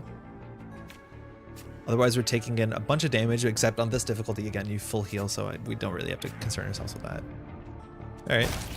Started blasting. 6 armor, fine. We have a rapier shot, a rapier thrust, which is a melee move, so we have to be there. It's heavy. So here we have 18 damage. We're now 20 damage because we play a zero coster. Oh, we have to remember to play our zero costers first. I forgot that was a thing that we said we would respect. Because every time we play a zero coster, we get 1 fury for the turn, which means we just do 1 more damage. Let's ammo trick for an attack. Final word. If this target is far, draw a card, draw an attack, and if it's a last foe, gain an energy. That's really, really cool. Fortunately, none of the text is relevant. And here, we'll just block. I'll take a bit of damage, but again, we heal. Who cares? 55, we have a Mega 4. Okay, I should have done the zero coster first, and this does enough damage. Should have done the zero coster first. Don't worry about it. All right, a cool thing they do that is unique to this game is that when you defeat one of the champions, it gives you this screen of antiquorums. But how this works is that it'll only show you 2 antiquorums, and you can only pick one of the antiquorums.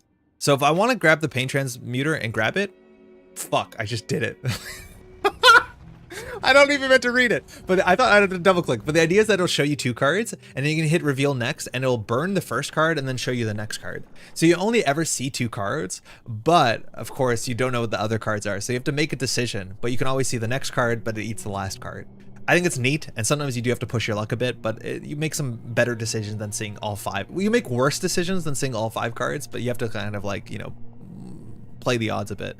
Apparently we got this, which says if you're wounded during a round, gain 1 energy the next round. That is genuinely very good. So I don't think we feel terrible with what we clicked on, but whatever.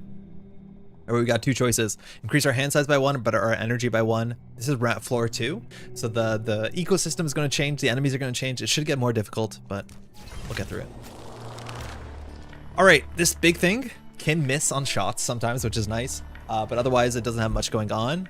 It will always act first, and then we have this thing which heals when it's defeated, so we'll just try and focus down one of these. We've always been opening with Omega 1, which is good. We're taking in like 25 damage, which is a lot, so we'll add in some gadgets, heal a bit. We'll attack with their zero coster first because we've learned. We have so much energy, we're gonna run out of bullets. Anyways, I started blasting, so I think we just block to 25.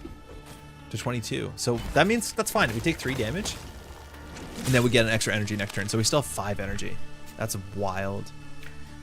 All right, this is a cool ability. This is imprecise. So this character is, while it's far, its attack will actually miss and hit an ally near us. So this will go first. So we don't have to defeat this. In fact, we shouldn't defeat this. We just want to get this down to like 30 or 29 health or 20 health. So this shot will defeat it, and then this won't activate, which is kind of cool. So if that's the case, we are going to shoot 1 shot this round. So we can definitely, we don't have to ammo trick. Let's see what we can get on the roulette. All right, I don't want caltrops. All right, we drew this. That was an option? I thought that was one of the cards we looked at. Next time you change zone this round, gain 16. It's only this round. It's kind of upsetting. It's not a power card, it's a maneuver card. All right, what's the most damage we can do this? We can do, this always goes first because this gets Fury. So 15 is not enough. So we have to ammo trick for a damage card. Prepare War, gain 7.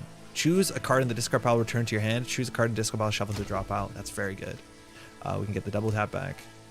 And then this will go back into our discard pile. Let's just do a roulette again, it's fun. We'll double tap it. And then we can straight shot. And now this attack won't defeat it, so with quick shot it will. We're almost out of bullets, so we're gonna keep this in our hand to refill our bullets, and we don't have an incentive to do anything here. We can just pass. Thanks, friend. Reinforcements. This guy, when it dies, everything takes 25 damage, or every foe does, so that's okay, and we're taking 28 this turn. We start with the 0-costers. Fast draw means that if we shoot someone from far, we get a 0-cost attack, which is good. So we could do fast draw into straight shot. It does more damage than starting with the 0-coster. We have enough energy this turn. We would really like to draw our no quarter, but what can you do? So this is 8 into 9. That's not enough. Definitely could consider using one of these. They've been in our hand for such a long time. I almost never use them unless I'm in dire straits, and on this difficulty, you're not often in dire straits. But they're coming in for what is a 25 damage. We're blocking 4. We can block 7 more. So we end up taking some damage here. So I actually do think we will blue spice here. Or we should roulette first, because we could get either a block card or a damage card. Okay, we'll get a damage card. How the... What? How does precog work? That is not doing what I think it does. Wait, what does precog even do? Precog activate, looks at X cards from your draw pile and discard 1. Oh, it doesn't stack your deck, so it is just a full random. Precog only discards 1 of the random 3 in the draw pile. The draw is just a normal draw out of all that's left. Fennec, thank you so much. I thought I stacked the deck. It's not scry. It just removes a card. So actually precog 3 into precog 3 is better than I think it is because it thins your deck. But we are honestly playing roulette. Okay, I hate that. That's awful though. Good to know. Very weird. Well, we do have more block. We just don't have enough energy. All right, whatever. We'll take a bit of damage. Okay, 13 should be easy. This thing has a shield up. This is more visible, which I like. So you don't actually use a good attack on it. We don't really have to for the family here because, well, we don't need to. So we'll just do a straight shot. And then we'll use rapier. Ugly camera. That doesn't block the shield. Yeah, it comes back up. So this eats the shield. And so that we'll just start sending damage. I was very confused by it too at the start. Yeah, me too. I've played precog a couple times and didn't realize it was like that. Especially because I don't think I've played a card that says precog and then draw, which is where it becomes obviously confusing. All right, we might as well draw here so we have cards. Nice slug. This is a card draw slug. Omega 14. We're going to be out of bullets, but they're also almost out of health. So I think we'll just use these ammo tricks to reload too, and that should finish it off. This thing does nothing when it's flatlined, so that'll do that. Okay, Link Strike. If the cylinder is not empty after the shot, each damage card in your hand is increased by 2. That's really nice if we want to plan our turn out. The unproved loader we've seen before, it gains 0 to 3 bullets and take that much non-lethal damage. That's fine. We don't have a huge bullet problem. An Explosive Echo. Each round, if this card is in the discard pile, it returns to your hand and gains Fading. Fading means you can play it once. So functionally, this works well with our 0-cost attack deck. But this is 2 bullets, but it's a free card draw and a free 10 damage, as long as you have a bullet. I like the Explosive Echo. We have a fair bit of 0-cost damage or 0-cost attack synergy in the deck. All right, companionship by 1, gain 10 max HP. I honestly don't care about the next companionship tiers, unfortunately, Nareed. So I think we're just going to get an Antiquorum and then have a nice choice. So the first time you play a non-fading, non-fleeting maneuver card, return it to hand and it costs 2 less until play. So you can play one of your block cards twice. That's nice. 50% chance to gain 2 energy while the combat begins. Not hot on that. This is good for us. Each 8 attacks played, gain 1 energy and draw a card. We have a lot of cheap attacks. We get 1 cheap attack every turn. And this is not in a single turn, it's cumulative. So it'll count between turns. So that seems quite nice for us. We just have to make sure that we're tracking that because again, on that attack, we'll draw a card, gain energy, so we can plan around it. All right, we can either remove a card or increase the cost of a card and attack by 1 and its damage by 20 and heal 5 HP. I'm just gonna remove a card. I think our blocks are not that good compared to our other cards in our deck. And we keep running. I really don't like the audio switch. Okay, so we can either take no effect. This combat adds 2 stuns to your draw pile. A stun is just a blank card. It just gums up your deck. But we also gain 1 fury for the whole fight, which means every attack does 1 more damage. I don't think we need to do that. This fight can be hard. They both have shield, they both have a lot of health, and they get stronger. Gain 3 fury each round, and each time this foe is wounded, they lose 2 fury. So if you keep the aggro up, it's okay, but they're already doing 30 damage on turn 1, which seems like a lot. Our deck is not very good at blocking. Maybe we shouldn't remove the take cover. We probably should have removed a straight shot in hindsight. So our first 0 cost attack will just bounce off their shield. But this hand doesn't do much besides just full send. Wow, we have a lot of energy. We gotta be a bit careful about our bullets here. We're gonna be on 4 bullets next turn. It's 15 damage worth of bullet here. Do we think we're gonna finish the next round? I think 3 bullets is enough next round. We'll find out. We're taking like 23 damage or something. All right, wow, yeah, they hit really hard. They really do. So, multi-tool will play because it's an 8 block. That's fine. We have nothing that draws here besides the Cobalt Roulette. So we can multi-tool first. We should Roulette first. Because if we hit our big attack, it does like 55 damage. And we want to do this before. Okay, I will remove the blue spice. We'll draw a random card. It is for the family. 47 damage. Gambling is fun. We should have done the Rapier Slash first. Fuck. Will it actually matter? No. But 0 cost attacks give us 1 fury for the turn, so we should always do these first. Wait, do you lose fury 1 per round, or do you lose all your fury? Maybe I'm learning something. If the order mattered, the order mattered. It did kind of matter. We still have a lot of energy, but not a lot of bullets, so let's see if we get bullets from this. We get energy, okay. We play that or we lose it, so we'll shuffle stuff back in, we'll block, so we're full blocking. We need these for the bullets, and we don't need to get fury. Let's see if our fury goes down to 0. Yeah, it goes down to 0. That's what I thought. Okay. All right. Has protection, so our first attack just whiffs. That's fine. It's attacking for 18. We don't have a lot of block in our hand. We can put some damage on. We're going to end with this because this says that they take 5 weakness, which means they reduce their attack. But every time you hit them, they lose a weakness. So we want to end with that. So we definitely do take cover, and I think we just do a mega into weak spot. We could do 1 ammo trick here because we don't need to be at 5 bullets at the end of the turn. Not any closer. Fleeting. For each bullet in your cylinder, lose it, gain 5 armor, and deal 2 damage to a random near foe. That's 15 block. Hold on. 10 block? Yeah, it seemed fine. And we can play fast draw, I guess. To get out of the deck. On 1 bullet, not good. I like this card a lot. Unstable force field. You gain 20 block, but if you're damaged this round, you suffer 10 non-lethal damage. Which means it's functionally a 10 block, but if the 20 holds, it's really, really good. Like, unstable force field is fantastic when they're attacking for 16. I just think that's a really cool design. So we'll just Rapier Slash. We'll have to play the force field. Explosive Echo. We'll do 13 damage this turn, and it'll come back next turn. We need to keep these for ammo because we're out of ammo. And we'll just play the Caltrops to get it out of our hand. It actually might have been better to do the straight shot and not the echo because we don't have enough bullets and the straight shot does more damage. Okay, no quarter. This is good. Well, it only fires once, so this is basically a card draw. Yeah, it's not that good. 32 damage, do we have it? Let's start with the 0 coster. I think there's a chance that we can rush this down with wolves, which is a good sentence. I think we just gained 2 wolves. and then just start wolfing it out, which gives us Fury because it's a 0-cost attack. Okay, yeah, this does it. Nice.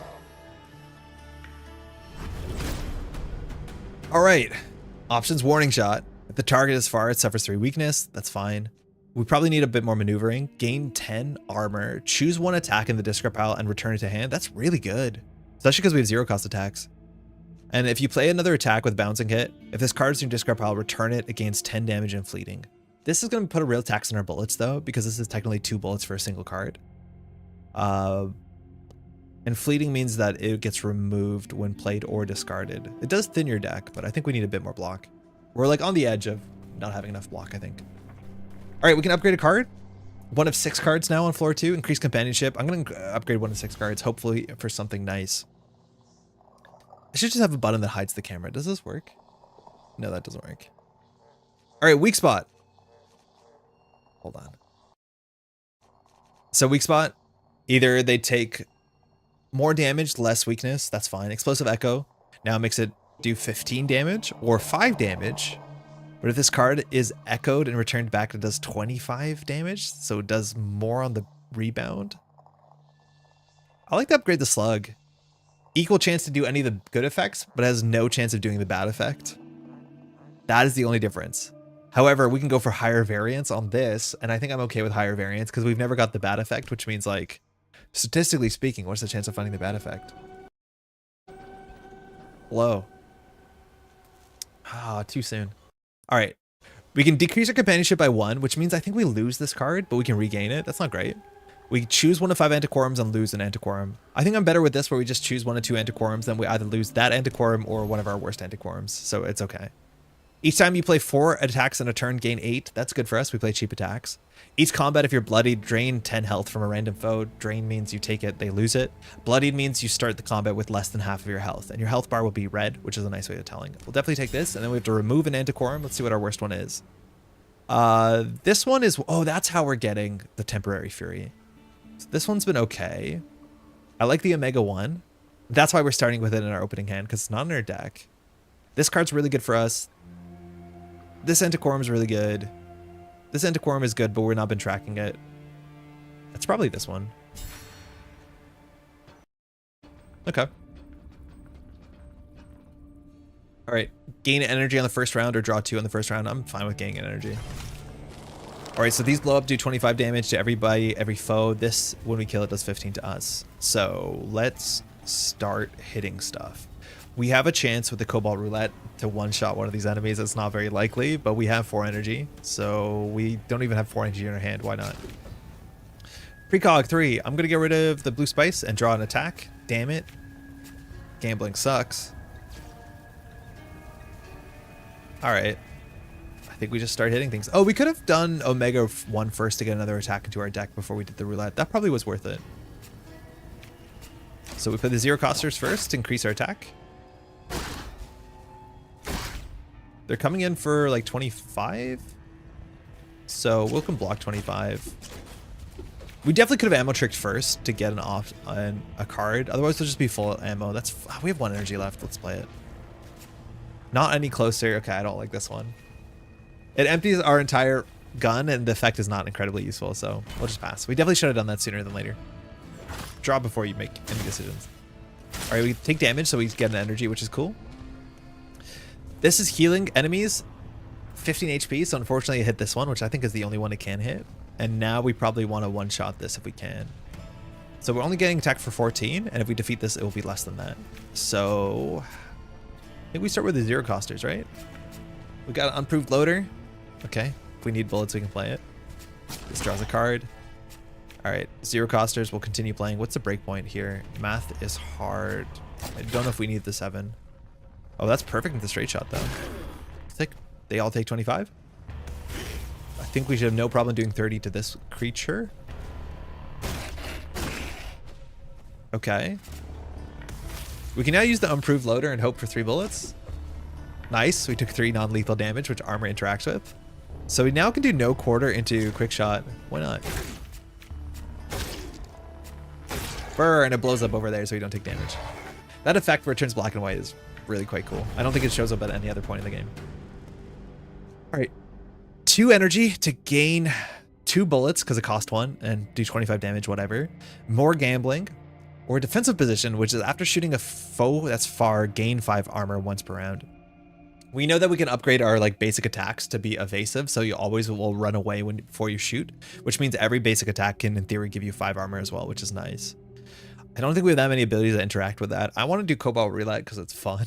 And then if we just put more damage in our tech, we have more likelihood of that popping off. That being said, they don't scale well with one another in some other ways. All right, either upgrade a card or remove 2 non-base cards. Non-base cards are the cards that don't stay in your deck. Let's just upgrade a card. Our options are upgrade the Roulette. Dodge and shoot? We've never drawn this, have we? No, but we added it recently. Gain 11, precog 4, choose a card in the discard pile and return it to your hand. So the difference is this does precog, this does more armor. I'm okay with more armor. 12 is fine here. 9 and a bullet seems fine. Like, we could use our cards that are flexible a bit more aggressively if we had more ammo on our base cards. Otherwise, we could do the precog 3, precog 3. Let's do that, because I didn't understand the text on this, but precog 3 is like a lot better than I thought it was. So let's work into that. We have upcoming Arrest. So it's upgrade 1 to 6 cards, or companionship will upgrade 1 to 6. Fast draw. After you shoot a full far, gain a rapier lunge, and on draw, you gain a card and 5 armor. That's nice. And it says when the cylinder is emptied, move this card to your hand. I don't care about that text. I think we're just going to get some bullets on our block cards so we can be a bit more aggressive. Because there are turns where we're saying like, yeah, we should stop shooting. We're running out of bullets. All right, so either we draw a card in the first round or draw 2 and then discard 2 on the first round. This is usually better because it can carve you and gets you closer through cycling through your deck. I think this is almost always better, especially if it discards synergy, which we don't. Oh, this is a hard fight classically. All right, this is an interface for discarding cards. So we can look. We're going to be attacked for holy shit. Like 60 damage. Just 60 damage. So blocking is going to be important. Oofa doofa. So we have a bit of block in our hand. We want to get Omega because we want to fire it right away. So I think we get rid of 2 straight shots. Oh, the order. Yeah, okay. Sorry for the audio. All right, we should try and deal with the 20 damage one because that removes 20 damage and then we don't take 20 damage. If that's the case, we can definitely start with a card draw. It's a 0 cost attack. This puts us in melee range, but I don't think that matters. I mean,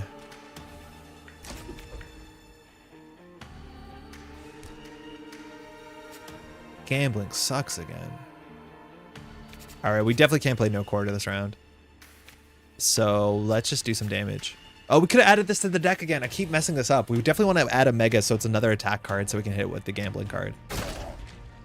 All right, 22 means we don't have enough damage.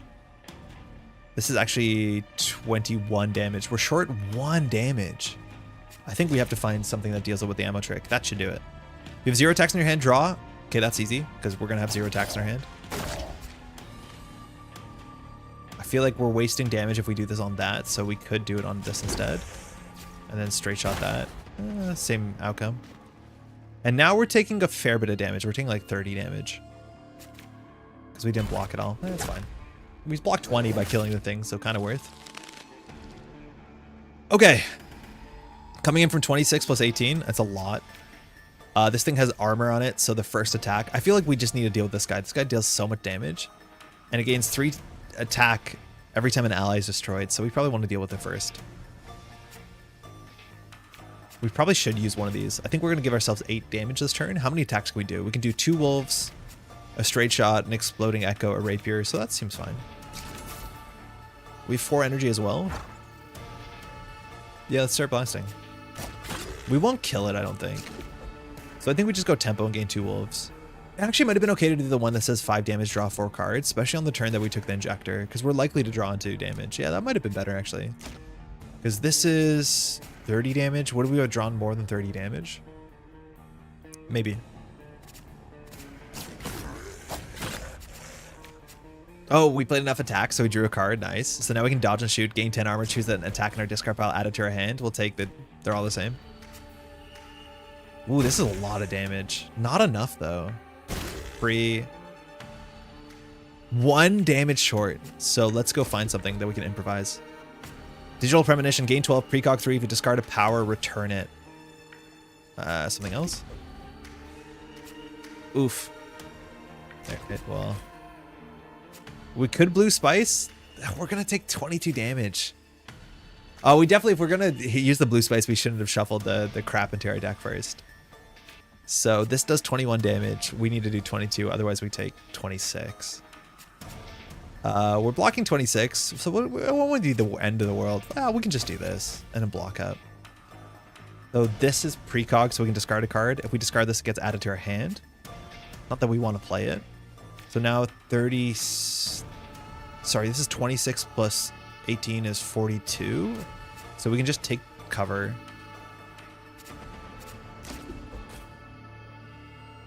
Whatever. We're fine. I think it was a good enough injector. Alright, 1 health. Hate to see that twice in this fight. But we're in a good spot now.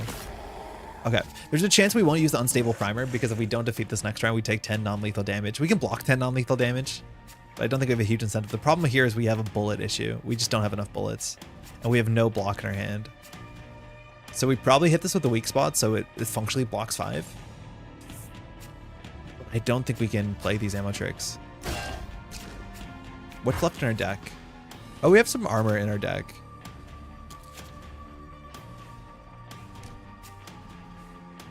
I don't mind taking 17 here, I don't think. Drops us to 103, which we're not bloodied yet. We could blue spice. This is an elite fight. I think this is an elite fight. Oh, that's our deck. How do we look at the map? I don't know if we can. This is not an elite fight, is it? This is just like a regular fight that's like going poorly for us. I don't think we can look at the map, huh? No.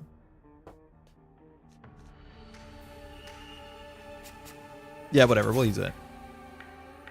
Erase 1 card. That will remove it for this fight. I'll erase the unstable primer. It's fine.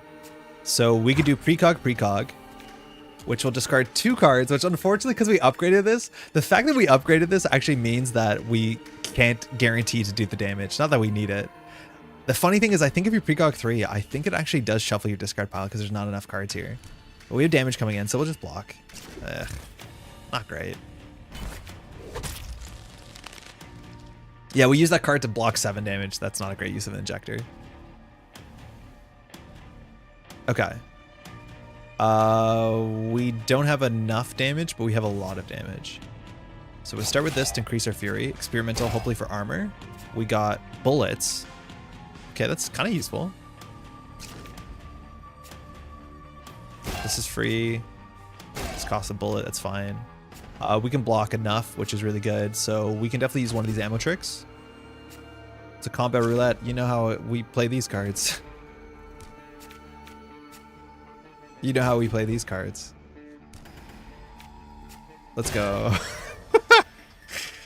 I like now I understand how combat roulette works, which is good. I read the card. That's good. This wasn't elite. Okay. Whenever combat begins, draw your next attack. It deals 5 extra damage until played, so you get an extra card. Each round, each foe loses 1 fury and 1 temporary fury. That's really good, because a bunch of the bosses scale linearly on fury, and so this just like keeps them in check. When the foe's destroyed, gain 8 armor. That's also not bad, because we're pretty good at bursting one thing, but that usually comes at the cost of blocking. So I'd say it's between these two. We can't see what our bosses are. It's not like Slay the Spire where you see like the bird waiting for you or whatever. So we could do either of these. Well, this seems fine. All right, we gotta make a choice here. Either remove a card, increase companionship, gain an antiquorum. Choose 1 and 2 antiquorums, heal 10, upgrade 1 of 6. Again, I don't think we really like our companionship past this point. The heal 20 HP could be good, but like we're doing okay, and this is not super relevant. So I think we'll just do this. So when you're wounded, somebody randomly takes 25 non-lethal, or when a curse is added to your deck, gain 8 armor. That's fine. Heal 10 is okay. Upgrade 1 to 6. Hold on. I'm going to make this so we don't have to deal with this problem. Give me 1 second. I'm going to open up Stream Deck. I'm going to have a multi-switch that just hides the camera. Multi-action. So it'll be a switch that just hides the camera, so I don't have to keep tabbing out because that is annoying me. So we'll do visibility. Sorry, 1 second. And we'll do source visibility on our main scene of the webcam show, and then we'll copy that and paste it, and we'll put it on hide. So now, instead of moving the camera around, I can just do that. Oh, I wish it faded, but can I fix that? That's fine. This is good enough for now. All right, we can upgrade one of these cards. Multi-tools kit's probably making our deck worse, let's be honest. Gain 14, then we immediately gain a gadget and add a gadget to the drop pile. Or we can make it expensive, but we gain more armor. That's whatever. 9 adding a bullet has been kind of good. We are running out of bullets. I'm okay with that, I think. I don't like these like base cards. Like, they're obviously not fantastic, but we could use the bullets.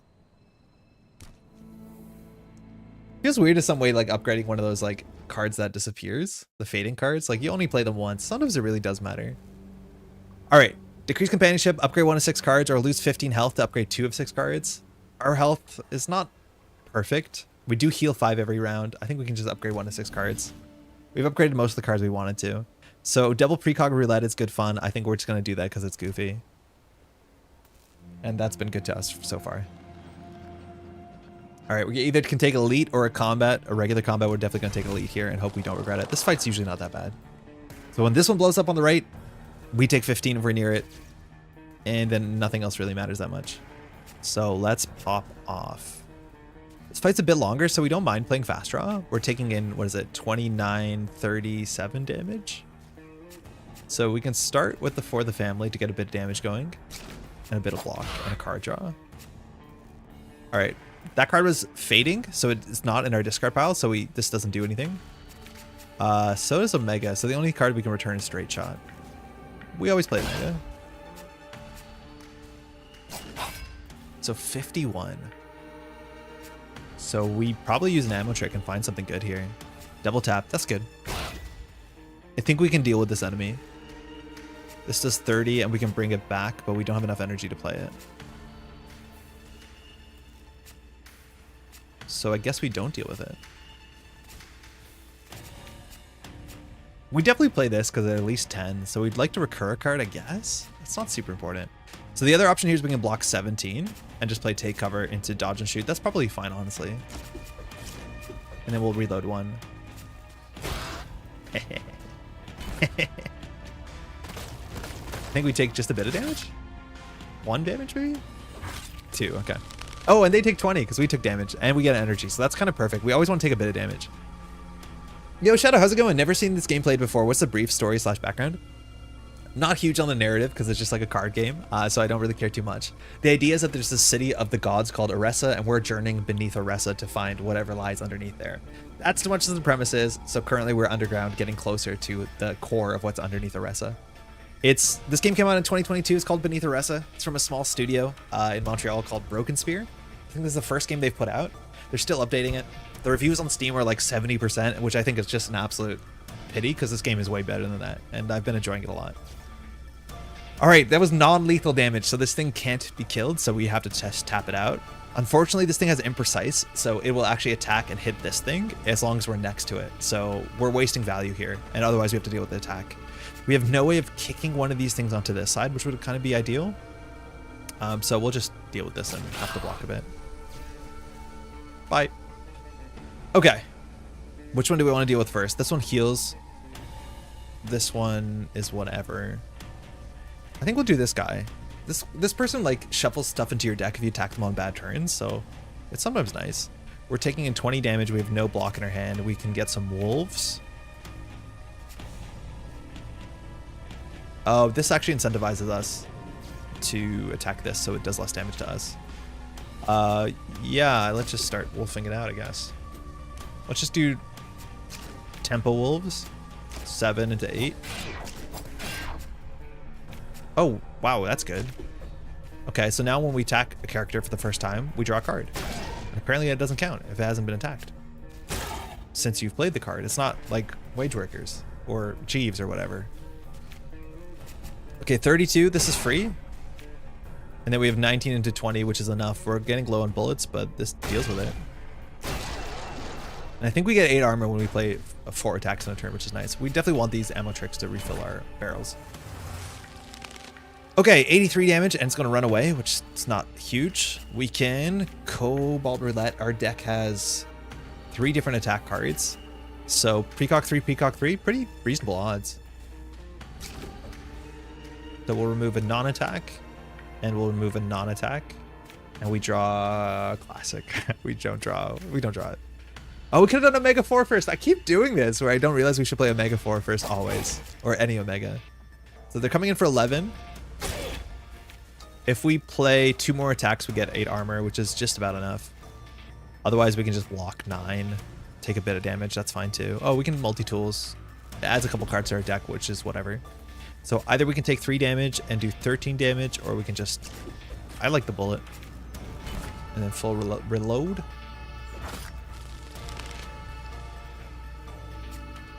I haven't seen the end of the chain of this. I want to see it. So now it says, if it's attacked, we add a neural shock. It's, okay. The neural shock doesn't matter if you die. Oh, I should have blocked. It's going to blow up. That's the thing that happens. We definitely should have at least blocked because that thing blows up if you're near it. That's on me. All right, rejuvenating icon. When your hand is empty after playing a card, our hand is never empty. We have way too many cards. The first time you play a non-fading, non-fleeting maneuver, return it to your hand to cost 2 less until played. So that only happens once, but that's obviously good, so you can double down on a block card. And we already had the caged variant. It's not bad. It's either we take a non-lethal or we get 4 damage and 2 things. And I think we have some other icons or some other antiquorums that say that when we take damage, something good happens to us, but I'm not sure if they trigger on this. If they do, that's like messed up. Let's try that again and see if we can pay attention to whether that works. All right, we have 1 healing left here, and then we go to our champion for floor 2, and then we're off to floor 3. If we don't succumb to this, we'll upgrade. We actually could have considered healing there because we're like half health and things are scaling up, and I don't think we're scaling up as directly well. Okay, what are we getting here? This is gain quick shot and a bullet, which is nice, so we don't run out of bullets. I'm down with that. We're getting bullet limited with all our attacks.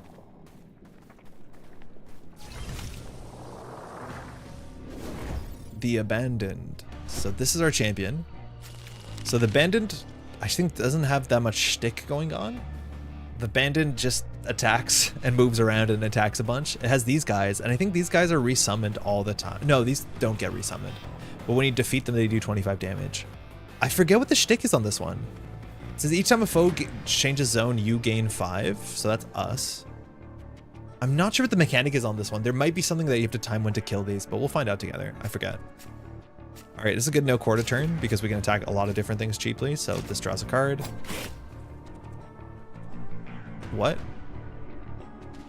Wait, what happened? That was meant to draw a card. Huh? Did it? And I just missed the animation? Maybe. Yeah, I think I did. All right, that's fine. So we can deal with that, which is functionally blocking a bit. Oh, I was meant to attack the thing behind it. Oops, that's not good. So now they're coming in for 35. We can block less than that. What is this counter? If we play 8 attacks. So we do want to get the Mega into our deck. We definitely have to play this. So we can straight shot this, which blocks 7, or we can just block 7. I'd rather straight shot this because then it's dead, and then this blows up to do 25. I think it resummons these every round, if I'm not mistaken. Yeah, I think if there's none of these guys, it resummons it. I think that's the thing it does. Okay, we're taking a bunch of damage here. We're gonna get bloodied, I think. Nearly. Okay, so this is at 1 health. That shouldn't be a problem for obvious reasons. And this is attacking for 37. So I do think we want to keep them on low so you can blow up one, which blows up another one, and then use this damage to defeat the custodian. Okay. That blows up for 25. That. It's coming in for 38. Yeah, we really can't outblock this. We need to rush it down. Wolves. I think we do the 1 wolf per turn wolf. Should do this sooner to see what happens. Okay, draw 2. That's good. After you shoot a faux far, gain a rapier thrust. That's probably worth it. The problem is if we don't play the rapier thrusts, I think they have fading, so they do fade away, which is good. We can do precog 3. What are we gonna do here? They're attacking for 40. We can block another, what is that, 16, which is definitely something. So we definitely do those, and we have 1 energy left over. We could do this, which is kind of free. This one isn't free, but we need to get the damage going. So I think we'll just do the double block and get a bullet back. Gonna catch some sleep before tomorrow's district. Good luck with the run. Yo, thank you, Finect. Enjoy the district. Really exciting time to get into some organized play. Let me know how it goes. Ah, shit, this is imprecise. So if there's an enemy next to us, apparently it's not respawning them, it would hit the enemy instead. It added a quick recovery to our deck. Take 5 non-lethal damage to draw 2 cards. That's honestly not that bad. Shuffle an attack in your discard ballot, return to your hand. Yeah, we definitely want to do that. So we get a wolf smite every turn. We'll dodge. So the attack we want to add to our hand is probably the weak spot. It's either that or the slug. We can end with the weak spot, which is functionally like blocking. Okay, we have all the bullets in the world. We'll do a 0 attacks first. This gets us a slug. We can definitely do one of these. All right, that's good. Gain 6 armor, why not?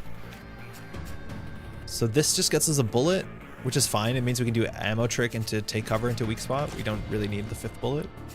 Balancing hit. After you play another attack, if this is in your discard pile, return it. Yeah, that's fine. We just need more damage. The question is, all right, random bullshit go. Do we need another bullet or do we need to do, well, we can do both. Okay, it's attacking for 7 times 3. If we don't attack it, every time we attack it, its weakness goes down, so it hits us for more. So this might be an okay turn to unstable force field. We just have to do the math right, that we don't mess it up. Or we can just send it. This is one of my favorite gadgets. So it's just a bullet for 17, but each round this stays in your hand and it has an anchor.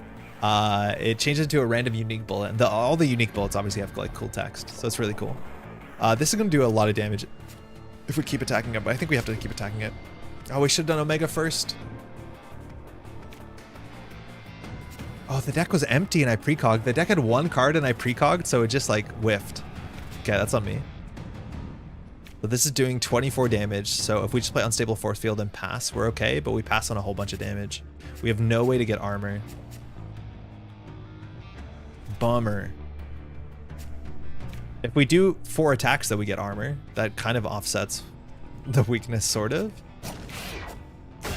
Oh man, and then now the Omega's not on the deck before the shuffle, so I messed that up twice over. This gets it out. We're on no bullets. So it's attacking for 33. This at least still blocks 10 if we play it, which is worth it. And we'll keep this in the hand. We get 2 bullets in. Not a great turn. Oh, we were 1 short from blocking that fully. So we probably should have attacked 1 fewer time. All right, so this is now Anchor, Fading Bullet. It's an ion round, so it actually gives us bullets, so we can waste our bullets and shoot that for the last action. That'd be good. It's attacking for 46. Okay, I think we need to keep putting the damage on for sure. So we'll do this. Now we can use our ammo tricks. We'll do this last. So we can use our ammo tricks because we want to spend our next bullet. That's good. We'll do that last as well.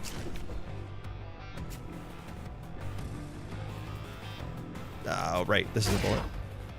So this reloads. Then we can kick it. Can we kick it? Yes, we can.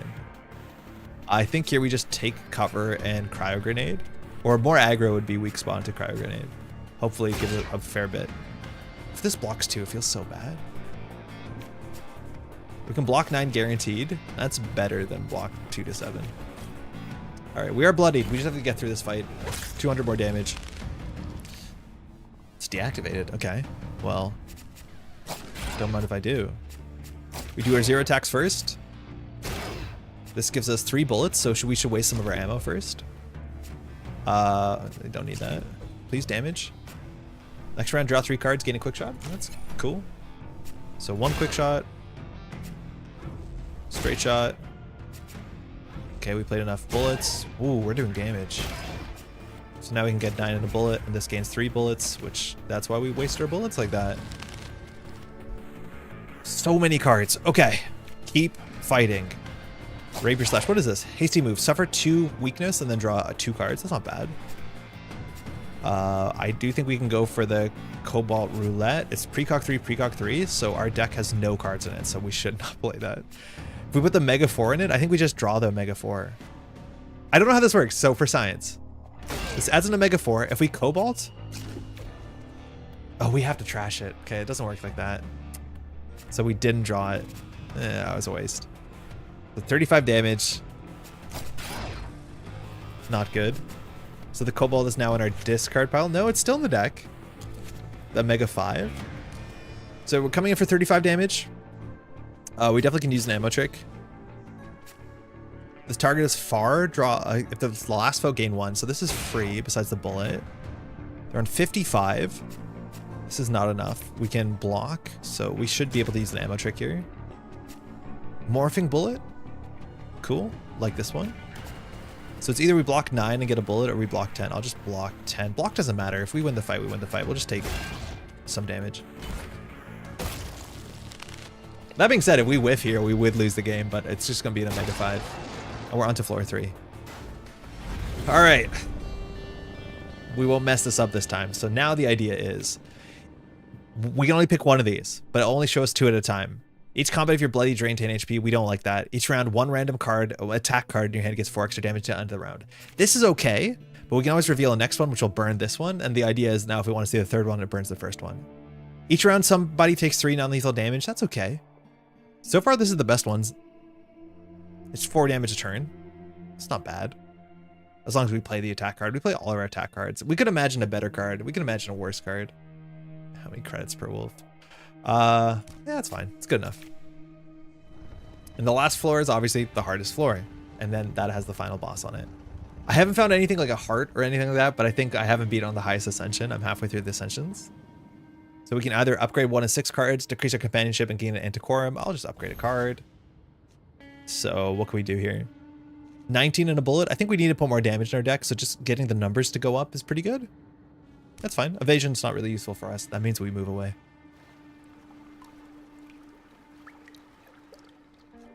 All right, 1 of 3 injectors. Each time you play attack, take 1 non-lethal damage. This might surprise you. I'm not gonna take that. All right.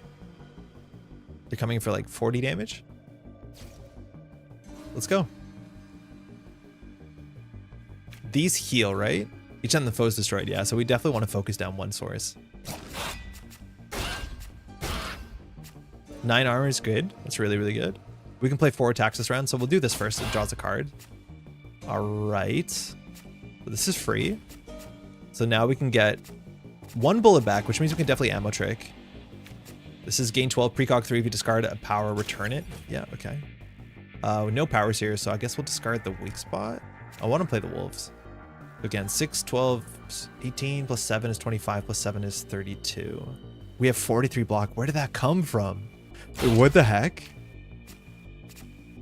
So we'll just get 2 bullets. I do not know how we got that much block. I think this thing now is going to shoot 1 of these. Yeah, this will miss. So it'll do 20 damage to 1 random unit next to us. So ideally, we can go for the 50-50, but we might just finish this thing off. So 31 damage straight is good. And then we can do 10 from this. That should finish it off. In theory, this order does slightly more damage. Not that it matters. And so this is going to attack it for 20. This attacks for 20. So we only have to block 20. If we do 2 attacks, we gain some armor. Oh, that's nice. Which wolf are we on today? Which wolf? This brings us to 19, which is good because we take 1 damage, which gives us an energy.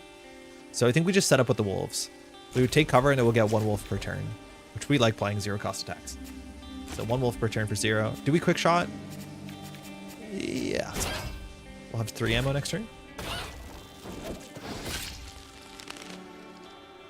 Oh, and we took 1 damage from the caged variant, so we're not going to learn anything.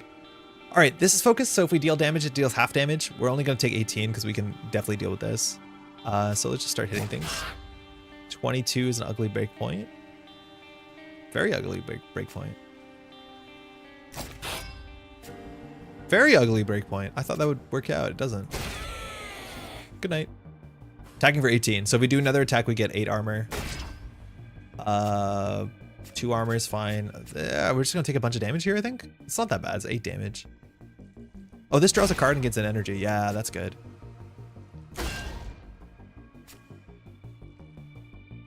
All right, we only have 2 bullets, but that should take this thing out next turn. We'll take 8. Or sorry, 10. Oh, it has armor. That's annoying. So we'll do smite to break the armor. We'll do 13. And in theory, we should just start with the Cobalt Roulette, but actually this deals with it. This doesn't blow up.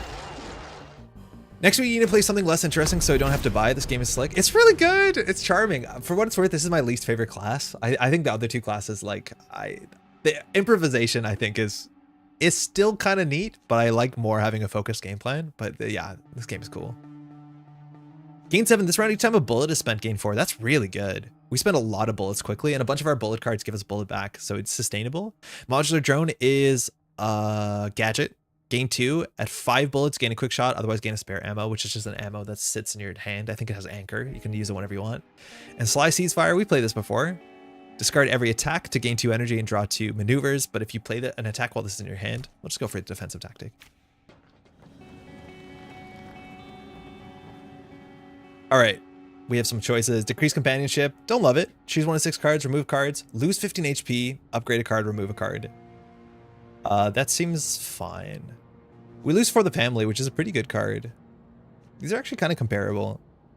Removing a card is good. Choose 1 of 6 cards, like, who knows? I think we'll just do this. Upgrade 1 card means we got to go through our whole deck, which is powerful.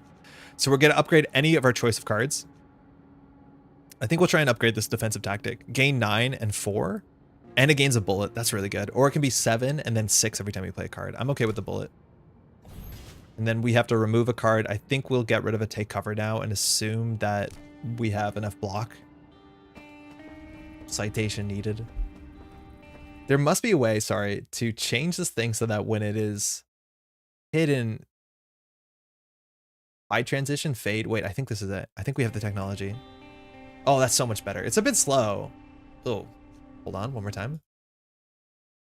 Show transition, fade. But we don't want to make it like 800 milliseconds.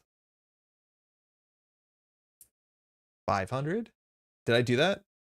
Okay, and then high transition 500. Oh, that's way better. Kind of ghostly. Okay, cool. So either this combat add a stun to your draw pile, it's just a dead card, or draw 2 on the first round, and draw 2, or this combat add 1 stun to your draw pile and get 10 armor on the first round. This is cool because we can get combos with like no quarter. This is cool because we just don't block on round 1 and go aggro. I'm okay to go aggro on round 1. Oh, this is a hard fight usually. This guy sucks ass. This thing hits like a truck. This one, when the foe's destroyed, gain 2 Fury, which is good. Gain 3 Fury, and every time we hit it, it loses Fury. And this guy's just annoying. We want to hit him once at least so that he loses 5 Fury. So I think we want to deal with the little guy first, then this, probably the big guy, honestly. Does the order matter here? Nope. Start wailing. We can always end on weak spot if we need to. That could matter. So this does 24. We can use 1 ammo trick to find a little bit damage. That's a lot of damage. It's 27 damage, but we take 10. We don't strictly need this. Oh, has evasion. Cool. And now I think we have to deal with the big guy next. We're going to be taking a bit of damage. If we attack 1 more time, we'll get 8 armor, so we're on 17, so we're actually safe. So we'll just keep attacking. We also have this card. Oh, it actually makes more sense that we do weak spot on this. Oh no, we're not taking any damage. We're fine. We don't need to play this. It adds 2 gadgets to our deck. On average, the gadgets are probably worse than the cards that we have in our deck, but this is fun. That's worth something. I think we got one of those like shields, which is nice. Okay, coming in for 44. We're gonna have to take 10 damage also because of our unstable primer, so we have to worry about that. All right, so we're taking a bit of damage this turn. What do we start with? We start with the rapier slash because we start with our 0 costers. We only have 2 bullets. Hopefully this gets us a bullet. It doesn't. It gets us energy. That's useless. We have a bullet problem. We have 2 bullet attacks. We're gonna take a shit ton of damage this turn. We can't play both of these, but if we did, we'd get 8 armor. Oh, actually, this is free. Okay, hold on. That's good.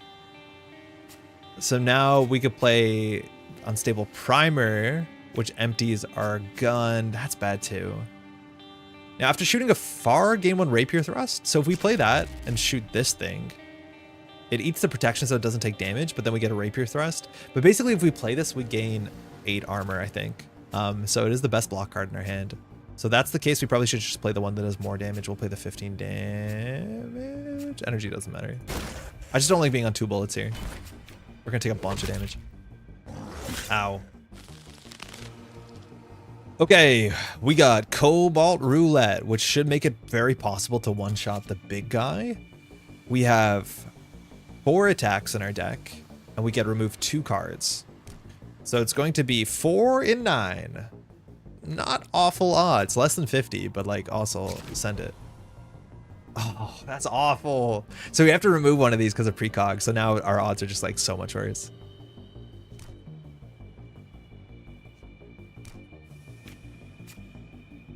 I'm not doing it again. There's no way we can do this again.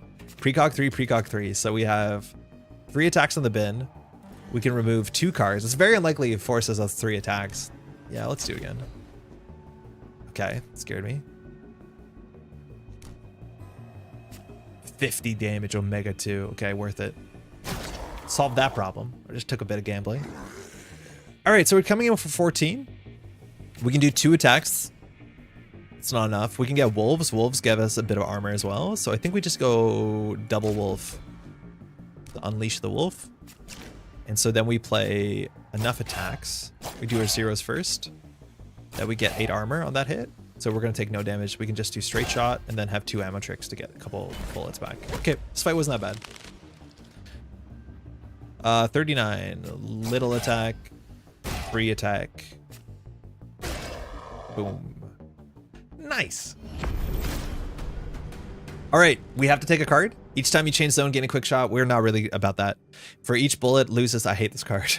It's not the worst, but like, you need a really weird deck for that to be good. And modular drone is fine. It's 0 cost, gain 2. At 5, get a quick shot, otherwise get a bullet. It's not a great draw, but it's the least of the evils there, I think. All right, we either heal 50, lose an Antiquorum. Honestly, not terrible. Or gain an Antiquorum, lose an Antiquorum. We probably will increase our companionship to hit this buff at a minimum. I think that's okay. Heal 50, lose an Antiquorum. The question is, like, do we have a bad Antiquorum? I think we do. I don't think we don't care about Caged Varian. So if we get rid of Caged Varian, healing 50 is a totally fine trade for that. And then we won't have to heal. So Caged Varian's the take 4 damage. Or sorry, take 4 armor, 2 fury, or 1 damage start a turn. All right, now we can increase companionship to get this, which is probably okay. Actually, it's not that good. It's the same as healing, so we're just going to upgrade a card. All right. On stage 3, you get to see every card in your deck, so we can upgrade something that matters. This becomes gain 4, and then get 2 spare ammo, or get 2 quick shots. I think 2 spare ammo is really good for our deck. Spare ammo stays in your hand. It has anchor. Otherwise, we can get more off of the dodge and shoot, which is okay. Fast Draw has been like a stinker of a card. We probably should remove it. I wish I could make it cost 0. A lot of the times the upgraded powers just become cheaper. But on draw, you get 5 armor in a card draw. That's not bad. After shooting a Farfo, gain a Rapier Suite. When the cylinder is empty, move this card to hand. Ugh. Maybe if we get this, we'll actually play Fast Draw. We just don't have a lot of evasion. Like, this is just not a good card for us. So I'll go for the 2 spare ammo on the drone. And it blocks for slightly more, I think. All right, we have a choice here, and then we have combat. So we can increase cards cost by 1, increase companionship by 1, choose 1 or 2 Antiquorums. That's pretty good. The HP and upgrading a card is like kind of whatever. But we actually could use a bit of like reach because we're not amazing at blocking, and the final boss will probably have to tank some damage. Increasing the cards cost by 1, we can just do that card we don't play and not care about it. 1 or 2 Antiquorums is good. Companionship by 1 is like kind of meh. Yeah, we'll try this. This is fine. Hopefully they're good Antiquorums. Each combat reduce the cost of every maneuver in her hand by 1 until played. That's very good. And then add a Tenet of Valor. This is a card that gives you a 10 armor, 1 energy, and a card draw. Costs nothing, but you can only get that effect if you're alone in your zone. Which means you're much better if you're a character that has like knockback and maneuverability, which we haven't been building into. So this card's very good. This is a very good Antiquorum, but I think we're going for the Synchronizer. So all our maneuvers are cheaper until we play them, which is really good. If we increase the cost of a card by 1, my idea is we just do it on a card we have no intention of playing, which is Fast Draw. And a companionship goes up, so we'll heal when we enter the champion for 20. Now we have an elite. Our 2 options. We lose 5 HP. This combat, you gain 1 energy and 1 card in the first round. That's totally a fine trade. 5 HP is not going to be huge, I don't think. All right, when this thing blows up, we take 15. And these things, we need to hit this so that it gets rid of focus. All right. You want to just open with Cobalt Roulette? I've learned my lesson, though. We'll get 2 spare parts. Fuck, that's not what that card does. We needed to have an empty gun, so we got a quick shot. Okay, that's not what we wanted. So we're gonna do this first, and then we're gonna Cobalt Roulette. It's free now because we haven't played it yet, and so we're gonna get some cards into it. So defensive tactic is really good. I'll get rid of another Cobalt Roulette. We're already kind of doing the bad thing. We'll get rid of fast draw. Precog's good, and we hit a 53 damage attack. I can't believe we rouletted off the top rope. 53 damage. We could have done Rapier Shot first. We should do our 0 cost attacks first.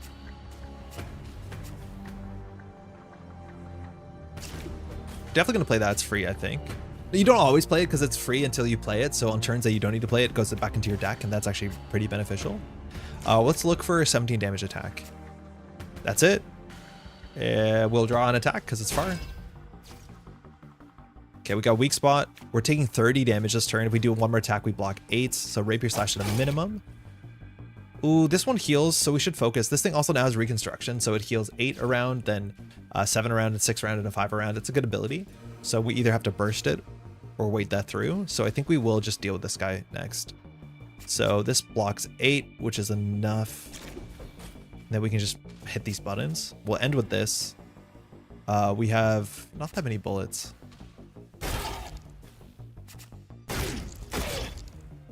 One bullet? Yeah, we messed that up, I think. We should have kept the spare ammo. We should have shot it second, not first.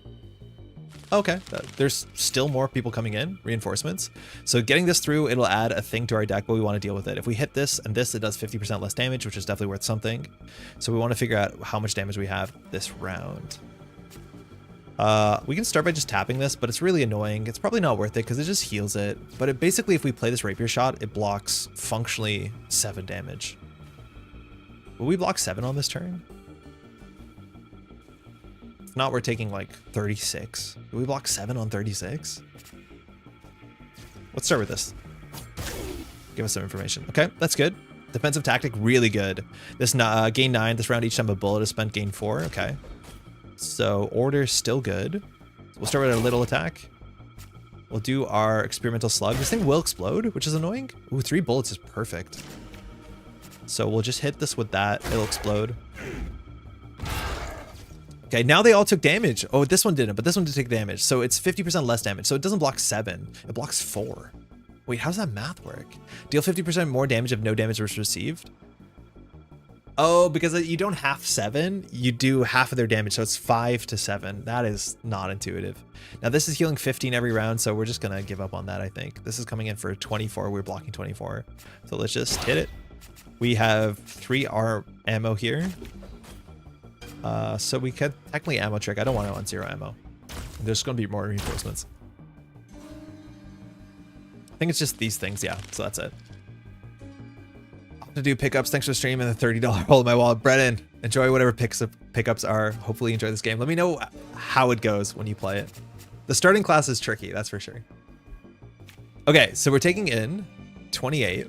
We have no block. I don't think we play the Neural Assault. I think we just like tank it. We want to play the Cryo Grenade on that side of the board so they do less damage to us, and we can get over there with the Rapier Shot. So this does 29. Ugh, if we do this first, it does 30. We do this, it does 40. That's not enough. So I think we start fishing. Final word. If the target is far, draw an attack. I think we're going to go for that. Unfortunately, this is a bit of a waste. Let's find another ammo trick. All right. Draw a card, gain an ammo. So we'll draw a card here. Oh, we should have shot the other one because this one's healing 14. That's a waste. That's not correct. Okay. Dodge and shoot. We can get an attack back from our bin. We'll probably get... We have no... experimental slug is probably what we'll get here. So block 10. Grab the slug back. Shoot the slug. Wait, our energy is not good. Okay. Start panicking. Start just hitting things. This could get us energy. It doesn't, but we played our 8th card, which is good. Oh, wait, this is sick. Gain 3 bullets. We have 1 energy. We probably want to play the Mega this turn so that it goes into our discard pile. So we'll get rid of that. We're taking now 18, which we're totally blocking. We can get 3 bullets. If we play this, we take 10 damage. I don't care. It'll increase the cost of a card in our deck by 1. Which is no quarter. All right, I guess we're not playing that. So if we hit this, it does less damage. Unfortunately, they are healing aggressively, so I think we do it this one first. We can tap this and it blocks like 5 damage. I don't think it's great. So we'll get 2 wolves and just go to town. Start. Hitting. Do we know quarter? No, I think we'd rather have these cards. This will eventually block 8. There we go. This is enough damage. Nice. Oh, we definitely could have ammo tricked here. Bleeding and point blank. Okay. Great animation. Now it's coming in for 10. We have enough bullets. We can use this. We get Cobalt Roulette. We can't play that? Why? Why can't we play that? Oh, because we don't have energy. Yeah, that makes immediately a lot of sense. Well, now we have energy. Okay, that goes into our deck. So we're immediately going to be drawing Omega 5. Easy. All right, only have a couple more fights. Each round, if there's only one foe left, one random attack card in your hand has its cost reduced by 1 for the round. That's really good on the boss, because the boss eventually will be 1 character. When the combat begins, take 2 non-lethal to gain 18 shield. Also not bad, so you can just like go all in and set up on turn 1. If you're bloodied at the start of combat, gain 2. That's probably not going to be relevant for us. So it's one of these two, and I think we can go for the Cross of Argoth. Cheaper cards are nice. This is just good on turn 1. Turn 1's an important turn, because that's where there's the most enemies, so this is a bit more defensive. I think if we're against a boss, if we take damage, we get 1 energy per turn. Well, let's go for the setup then. All right, we have 2 rests before the final boss. Our companionship, we don't really care about. So we'll just upgrade a card. Options, not a lot of options. We've upgraded most of our deck. Precog 4, I don't care about. This is fading 14 to gain and 1 or gain 25 for 2. I think we could either do gain a bullet and more damage. I think I'm fine with that. Might not have been the best choice there. I think some of the other cards are generally more interesting than the base cards, but I don't think we're getting rid of them. Either this combat gain 2 fury permanently for the fight or 4 fury if you're bloodied. We're not bloodied. Oh, these bosses are awful. So these are common fights, and these are some of the worst fights. There's 2 versions of this. This one's so frustrating. Luckily, we'll be able to deal with it relatively okay. But every time you attack this foe, they buff themselves for 5, for 5, for 10, or 15. And then once they exceed 40 fury, which is temporary fury. So if we give this thing 40 fury, it's going to attack twice for 65 or 55, right? It's so easy to mess this up. But if you attack it one more time, they take 10 non-lethal damage and lose all fury. So basically every time you attack this gets stronger. But then if you attack it 5 times, it loses everything. So if you ever get to like the 4th attack and mess it up, you just like die. It is so frustrating. Both versions of this like artisan thing. So we have to really plan our turn before we do anything, because again, we just make it stronger and stronger and stronger. We do start with 18 armor. So how many attacks do we possibly have? I guess we could do Omega to Cobalt and hope. Get 1 more attack into the deck. But we don't want, we just want more attacks. We'll get rid of fast draw, we always do. We'll get rid of take cover because explosive echoes 2 attacks. We have a 62 damage attack, seems good. So we can do 1, 2, 3, and then we have to hope we have a 4th attack. So let's try and find a... No, we need a 4th and a 5th attack. Thirsty Barrel, 25. When a foe is destroyed, this card reduces its cost by 1. Gross, okay. So that's 1. We did 2, 3, 4. So we need another attack, or we have to consider not attacking this turn. That's not it. So like we probably do 62 damage and then just hold. Very frustrating fight, this one. Oh wait, we have another attack. We have dodge and shoot. Hold on, we can do this. So it's at 10. The next time we'll add 15, unless I do the math wrong, and then we're like super cooked. 15. Oh, I did the math wrong, I think. Oh, I did the math wrong. Why is it like this?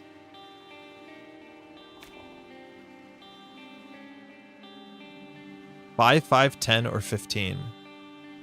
Oh, it's random. It's or?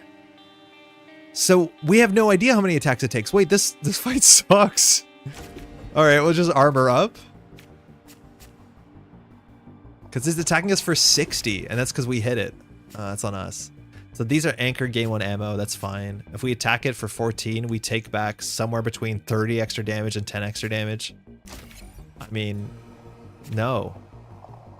We could rush it, but this is harder than any elite, and it's like frustratingly random. It's or? I can't believe it's or. I thought it was like a system.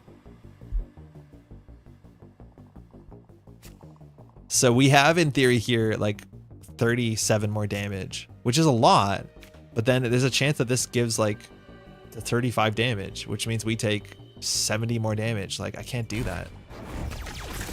Thanks. All right, let's pay attention to how much damage we end up doing. So we'll end with this. It's only attacking once. Mind you, any turn that does double attack, the buff is a bit worse for obvious reasons. So we have full ammo because we have the spare ammo. So we can start with the ammo trick to see what we can get. It's a modular drone. Yeah, that's fine. We can play that. Sly ceasefire. So discard each attack. But if we play attack, we can discard this. So I don't think we do that. Let's just start attacking. So this goes up 10. So it's random. 15. That's bad. 20. That's bad. Look at them suffer with sunk cost fallacy. 25. That's bad. Like, stop. This thing gets me so bad. We'll get this out of the deck. We have 3 spare ammos. The whole stay in our hand. I guess we're just taking a shit ton of damage. Okay, now it's not attacking, so at least we can go ham this turn, but like, come on now.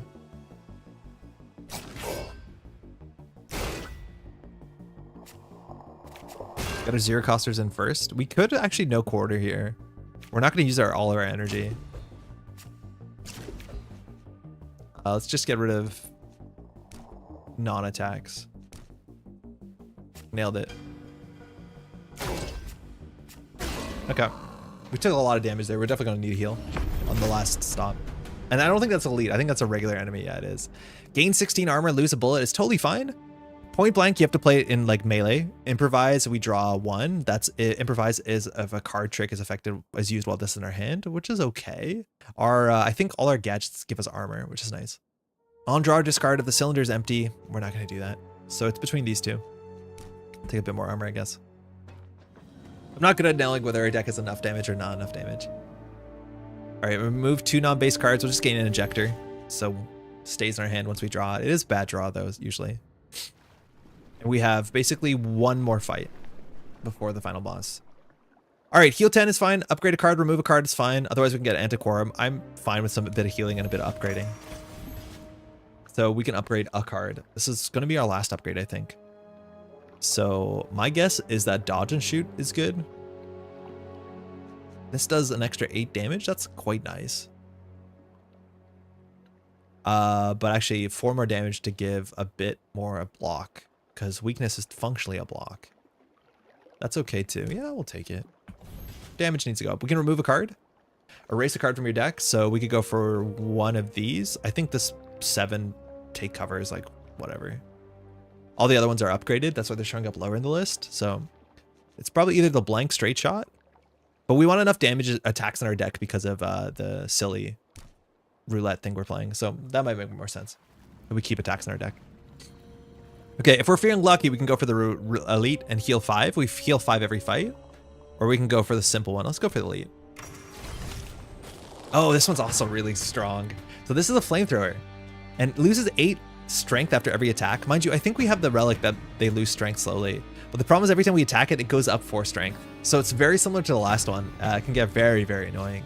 So a lot of small attacks is very bad against this elite. There's a chance that our run ends here, I'll be honest. This thing is terrifying. So it's coming in for 58. Luckily, we start with 18 armor. Let's keep going through our deck. It's also sometimes good to keep this little guy around because this thing has AoE attacks every once in a while. So if we attack it, every time we attack it, it permanently goes up a bunch of damage. And then it goes down after attack. So in theory, we can attack this twice. And it will take 58, but then it'll go down. Yikes. Can only be played with at least 3 bullets. The target has 35 or HP less. Lose 2 bullets and deal triple damage instead. Wait, what? Can only be played with at least 3 bullets in a cylinder if the target has 35 health or less. Lose 2 bullets and deal triple damage instead. Oh, to finish the execution. Huh. I mean, we don't want to do that. We don't want to lose the bullets. Okay. So here we just want some block. We can not block all of it. If we do 2 more attacks, this goes up 8, but we get 8 armor, so it's technically free. Technically. Oh, we could have done the 0 cost first for 1 more damage. So we're definitely going to play this. So we can ammo trick once. Pistol whip, 17 damage. It's better. Doesn't take a bullet. So now it's attacking for 58, but it will lose 8 after it attacks. So we definitely played that.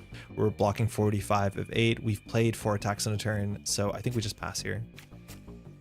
This is like, we're doing 8 damage to it, but it's going to do 8 damage to us. Sorry, 4 damage to us. I feel like that's not a winning trade, but maybe we just have to get it to 0 health. I can't tell. Now it's attacking 55, but this is AoE damage, so if we're not in its zone, it won't hit us. So if we have an evasive attack, which I don't think we do, unfortunately, we might get one from the ammo trick, but then we can take no damage this turn, which would be really important, because every time we hit it, its attack goes up. So we could start with the precog and just find 1 big damage attack. That'd be really, really good for us. Precog time. Never that. I don't think we want the wolf. Small attacks are bad. Okay, unfortunately we got graceful dodge here. So I honestly, our run might end here. Maybe we shouldn't have gone for the lead fight. All right, we're blocking 20. We have spare parts. Let's find an evasive maneuver. Fleeting 3, whatever. Not this one. Discard a gadget from the hand. Gain 1 or 2 gadgets. The gadget is the unproved loader. That's fine. So either we can get 2 armor. Yeah, that's fine. Look at us not doing anything but playing a lot of cards. So every time we hit it, it does more damage to us. That is hard emotionally to deal with. We're just taking a bunch of damage this turn. Oh, this sucks. This is really bad. So what's the most damage we can do? We definitely end with the weak spot. So I guess it's straight shot into weak spot. Because it gains 8, but every attack it loses 8. Enjoy your 3rd damage. Yeah, sick. So sick. All right, 33, we have to go hard. This is gonna be really good for us. Each time a bullet is spent, gain 4. That's really good. And we have this on a no quarter turn. We might not have the energy for it, but we can choose an attack in our discard pile. Our biggest attack would probably be double tap because we can play it a couple times and get a bunch of armor. So we're gonna just go ham here and not worry about repercussions.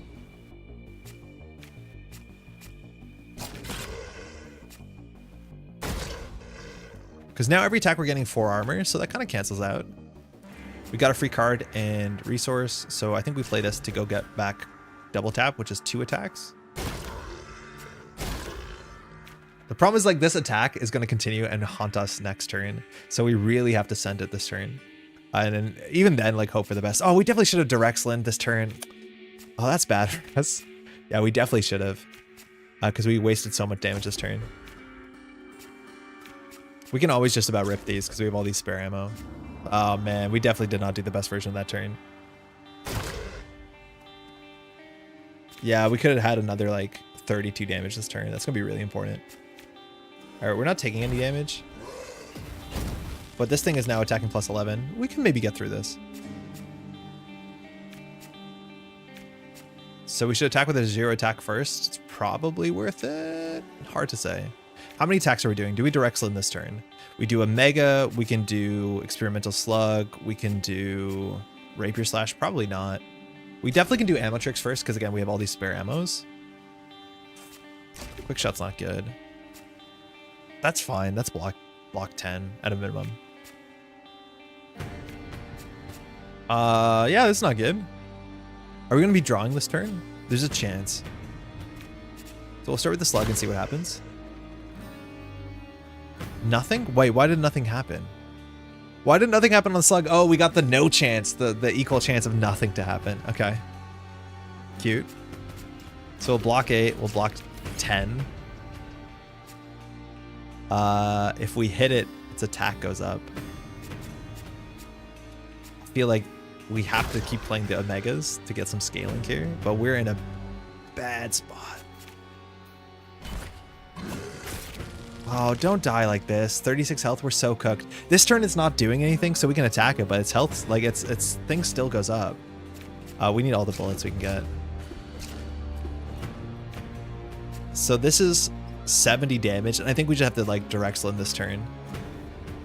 And just say we're gonna win next turn. Next turn we draw 1 attack plus our discard pile, so we don't know. We're definitely gonna draw the Omega though. So do we think we're gonna play more than 3 attacks this round or next round? Because this is guaranteed 24 damage, and next round it's at least 8 plus Rapier. I think next round might be better. All right, send it and hope this is enough. Oh, we should have done the 0 first. Oh, that's on me. Because then we would have done 2 more damage. Okay, now direct summon is actually worth it. This gives us a bullet, and then we just have to do 71 damage next turn, which we're definitely drawing to an Omega 5, which is a minimum 52 damage, so I think we're going to be okay, but we're going to be really, really hurt going into the last fight. Oh shit, there's a little guy! 72 damage. Okay, we can avoid this damage entirely if we just leave the zone. But I think we have enough damage here. This is 45 plus 24 is 69. Nice. Then we have Rapier, so that does enough here for sure. Yeah, we can't mess this up. What does this do? Each time this foe gains 1 every time you target a different foe, so this will be attacking us for 11. Not too worried. We don't even have to use our direct sling. Oh, we could have defensive tactic first. You monkey. No, what am I doing? I should have played this first guaranteed. Oh, piss. That's all our energy too. I guess we're taking a... Oh, we take 10 because of the bullet too. Okay. Hold on, Andre. You got this. You got this. Not my finest moment. We got through there. We didn't flatline. But we are going to go into the last fight with not a lot of health. So anything that gets us health is good. Round 3, we got 6 temporary fury, whatever. Each time you play a hand or a power, a maneuver or a power card, a program the card. During the first round, we draw a card. It's not bad. The first time you play a non-fading maneuver, it returns to your hand and is functionally free. That's probably fine. We can use double block 1 time. All right, so no choices here. We have to heal. I just don't think we have enough health. If we could increase the companionship, we could have done the heal 200, which would have been busted, but we didn't. So we're going to heal 30%. I think that fight we lost an extra 40 damage, 40 health for unforced reasons. So if we don't win this ones are pretty hard. I'm pretty burnt out on the STS likes and roguelikes, but this game looks like a ton of fun. Wester, yeah, I don't play a lot of Slay the Spire casually, but like this game has been really, really interesting. So check out this boss fight, okay? So this thing attacks for 50. It's a problem, but it does cool things. Each time a burning cord is destroyed, another is called in as reinforcement. So there's always going to be these burning coils that don't attack for a lot. But each time the warrior attacks and deals no damage, she gains 3. So in theory, you always want to leak a bit of damage, which is an interesting thing. And when combat begins, add a Shadow of the Black Moon into draw pile. That's an interesting card. But the thing with these things is that each round these gain 3 power, and then there's a couple rounds where this thing drains all the power from the coils. So you actually get into this weird management game where you like want to defeat the coils only at the right time because the coils always come back in. So you want them to gain energy, and then when she goes for the energy suck, that's when you destroy the coils. It's a really cool fight. So we're taking in 59. So we can play defensive tactic twice, which is really good this round, as much as we don't have that many attacks. So that's returned, okay. So every time we attack, we gain a bunch of armor. But let's start attacking. Let's get this back into our deck before we do the Cobalt Roulette, which is free. We in theory could Rapier first, which gives us +1 Fury. Yeah, that's fine. What is our strategy here? I think we should deal with this one first, if anything.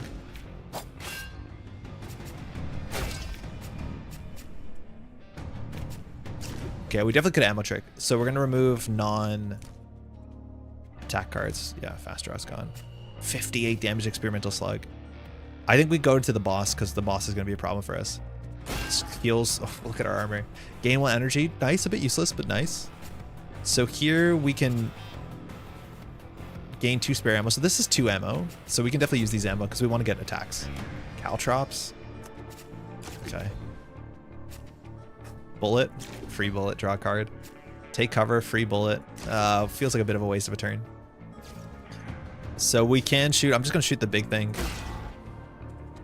We'll gain some spare ammo. Gain an energy. This is fleeting, so if we don't play, it's gone anyways. 105 block turn 1. But we did double up on our really good defensive card. So now these are going to hit harder. Sometimes they get shields. But now, what is it going to do? 42. Just attacking for 42. And this is this card. On draw, increase the damage of a random card in hand by 2. So it's like a dead draw, but it also does help. And now we have a bunch of options. So we have to block 42. These we can destroy no problem, which technically blocks 10 and 5 correspondingly. So what do we want to do here? We have enough bullets. We can do 1 ammo trick for sure. Thirsty Barrel. When a foe is destroyed, this card is reduced its cost by 1. That's very good. This doesn't have to destroy the foe, just when a foe is destroyed. Which means this card will very quickly be free in the combat. So let's do the 1 damage one. This is hitting harder. So this becomes a 1 damage. Good. Blocking 5. Oh, we don't have a lot of block here. We have no block in our hand? We have no block in our hand. Let's find some block. Big barrels never tire. This round, each time you play a card, fully reload the cylinder. Okay, that's goofy. We don't need that, but I mean, there's no other cards we can really play here. So I guess we're defeating this. This is fading. Fine. So we just have unlimited ammo.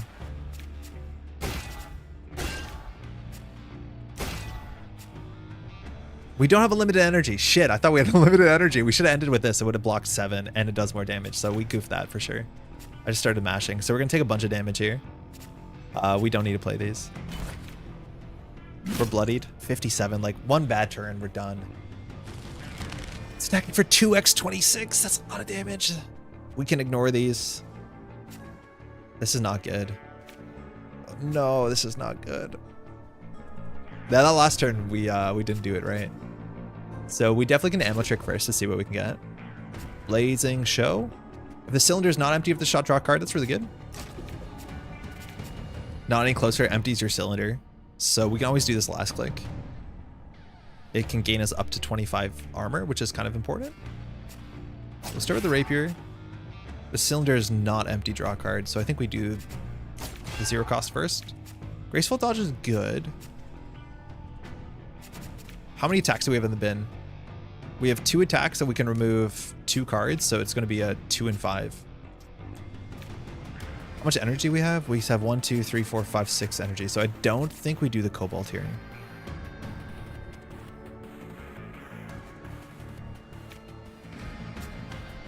We definitely play this though, so it could be 3 attacks.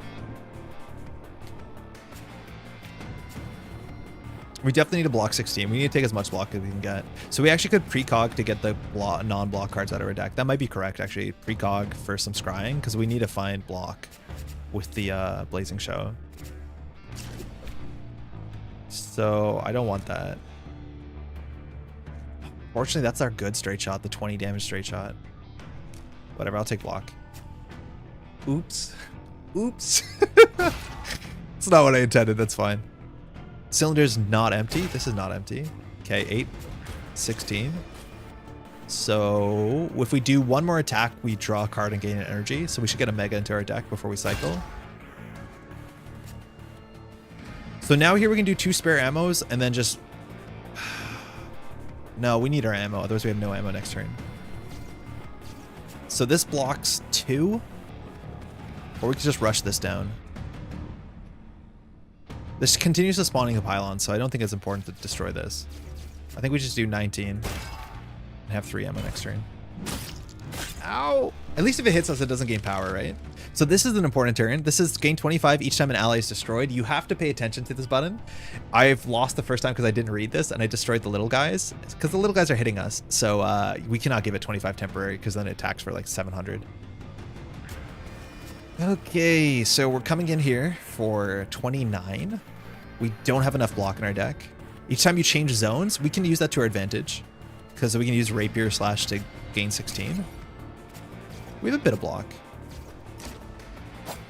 So that gains 16 and then we can dash back with a wolf. So we probably have to do 1 wolf around, but I think we need to dodge back and gain 16. Yeah, so I'll just go wolf now, I guess.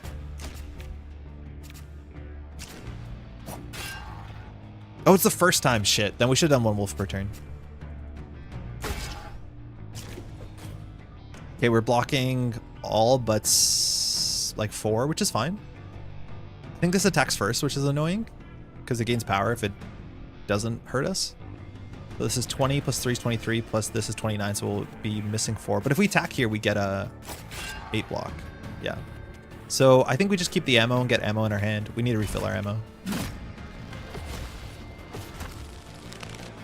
This is the one. Absorb power from all allies. So now we have to delete the allies, and on this turn it doesn't attack. So that gives us some respite, which is nice.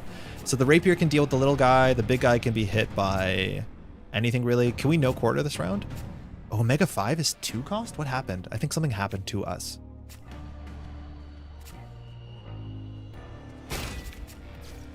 We could have no quartered, I think. It's a bit expensive. We'll play Omega 5 for 2. I think that's okay. Okay, this whiffed. So what's in our deck? Omega 6? It's 94 damage. Hold on. Okay, we're actually cooking. So we can use this to add a card to our discard pile. We have 4 ammo. That's enough. I think we just pass here. So it'll spawn 2 pylons. This is going to be close. Oh, fuck. That's a big number. 60 is a really big number. So we have 14 in the deck. If somehow we roulette and hit the Omega... Wait, is the Omega in our hand? No, where'd the Omega go? Where's the Omega? Wait, what the heck? Where's our Omega card? Oh, it's here. So if we hit the roulette on the Omega, which is not very likely, it does 133 damage. Surviving this turn is going to be hard. We have very little to no block in our hand. We have 9 block. If we block 9 on 60, we do flatline. So we need to generate block or card draw. Uh-oh. So we can precog, and discard to draw. I think we have to get armor with this, and then we can ammo trick if this fails. So we just need armor. Unfortunately, that means...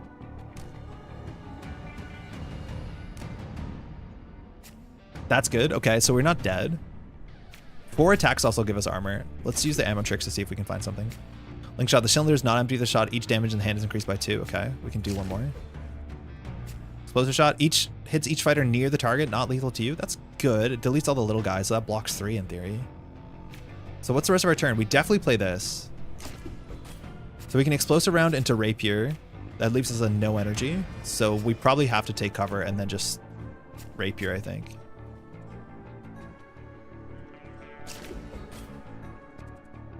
That's 60. Oh no, we're dead. Wait, we're dead by 1. This is 63? No, we're at 70. Okay, math is hard. Math is hard. Oh, we are so cooked. Why shouldn't I do this?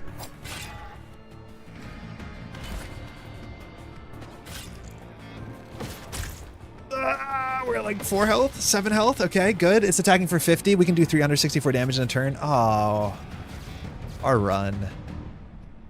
All right. So defeating these blocks 9.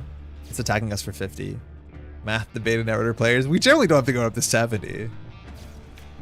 So we definitely don't have enough damage. We need to block 50, which is a lot. So we could definitely start with our ammo tricks. Let's see if random bullshit bails us out. It's not bad. So we can block 9 plus 9 and change zone. So that's 30 something. Close. It's probably not enough. So you probably have to defeat this 6 damage one, which blocks again, which we can't with this. Okay. As soon as we committing to cards, we're gonna lose. So how many attacks can we do? We definitely want to play Holographic Echo into Rapier. That's 1 of our energy. This is functionally bullet free. So we do Locked and Loaded, take cover, Holographic. That leaves us 1 energy. We Rapier to block 6. And then we can quick shot something, I guess. I think we're dead here. I'm pretty convinced we're dead. Gain 9 in a bullet. I don't think the bullets are going to matter, but we could in theory do double tap first. I don't think we have to like be bullet maxing here. Yeah, we don't survive. No. So quick shot is 2 attacks. We need across the board.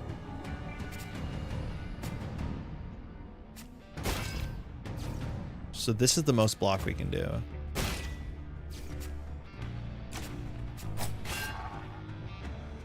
We die by 9. Shit. We didn't play perfectly and we got punished for it. But we got close enough to the end. I think we were missing a bit of armor there at the end. I think we might have removed one too many armor cards. I'm level 88, and every a couple levels you unlock either expeditions or cards. You know how it goes. So this is now a 3 skull expedition. Each combat we fully heal, but we lose 70 max HP. That's a really cool expedition to go on. That's actually kind of a fun balance. And then we got this one as well, Cult of the Awakened Blood. Each regular combat, we gain 1 max hand size and 1 max energy, but each regular combat fighters are bloodied. So everyone starts bloodied. Oh shit, so everyone just starts at low health. I wonder if that means we're technically bloodied or whether we're mathematically bloodied. Very cool. I don't know if I have the achievement. There's an achievement for doing a run, a successful run, regardless of the difficulty with every combination of champion and companion. I don't know if I have that one. I don't play a lot of the gun class. But now if we go back, you see, right? Like, we just have different expeditions. So, and now it's, again, we played on Architect's Curse 1, which means it should have been easy, but failing on the last boss, that's like, whatever, it's fine. All right, I think that's gonna be it. It's 5 o'clock. We're gonna go find some dinner. Thanks for hanging out. If you were watching this live or you're watching the VOD, this has been Oresa. I like it a heck of a lot. I do think the other classes are even, I enjoy more than that class. That class is really cool with the planning. The class that blocks and parries is really quite fun because you want to not play certain cards. I guess in that class you do too, where you don't want to play your bullet trick card because you need to reload your bullets. But I think the other classes are also a ton of fun. I think that's mostly it. We'll keep it, say, relatively short. It took us like 2.5 hours to do a single run. It usually plays faster than that, but that's it. We'll be back in a bit. Mind you, on Sunday, we're doing some Eternal League stream. If you haven't checked out the Eternal Super League, you can find that on YouTube. We're showing off some Eternal. Thanks for the stream. It was really neat to see. Kato, thanks for dropping by. Really appreciate it. And we'll be back in the next one.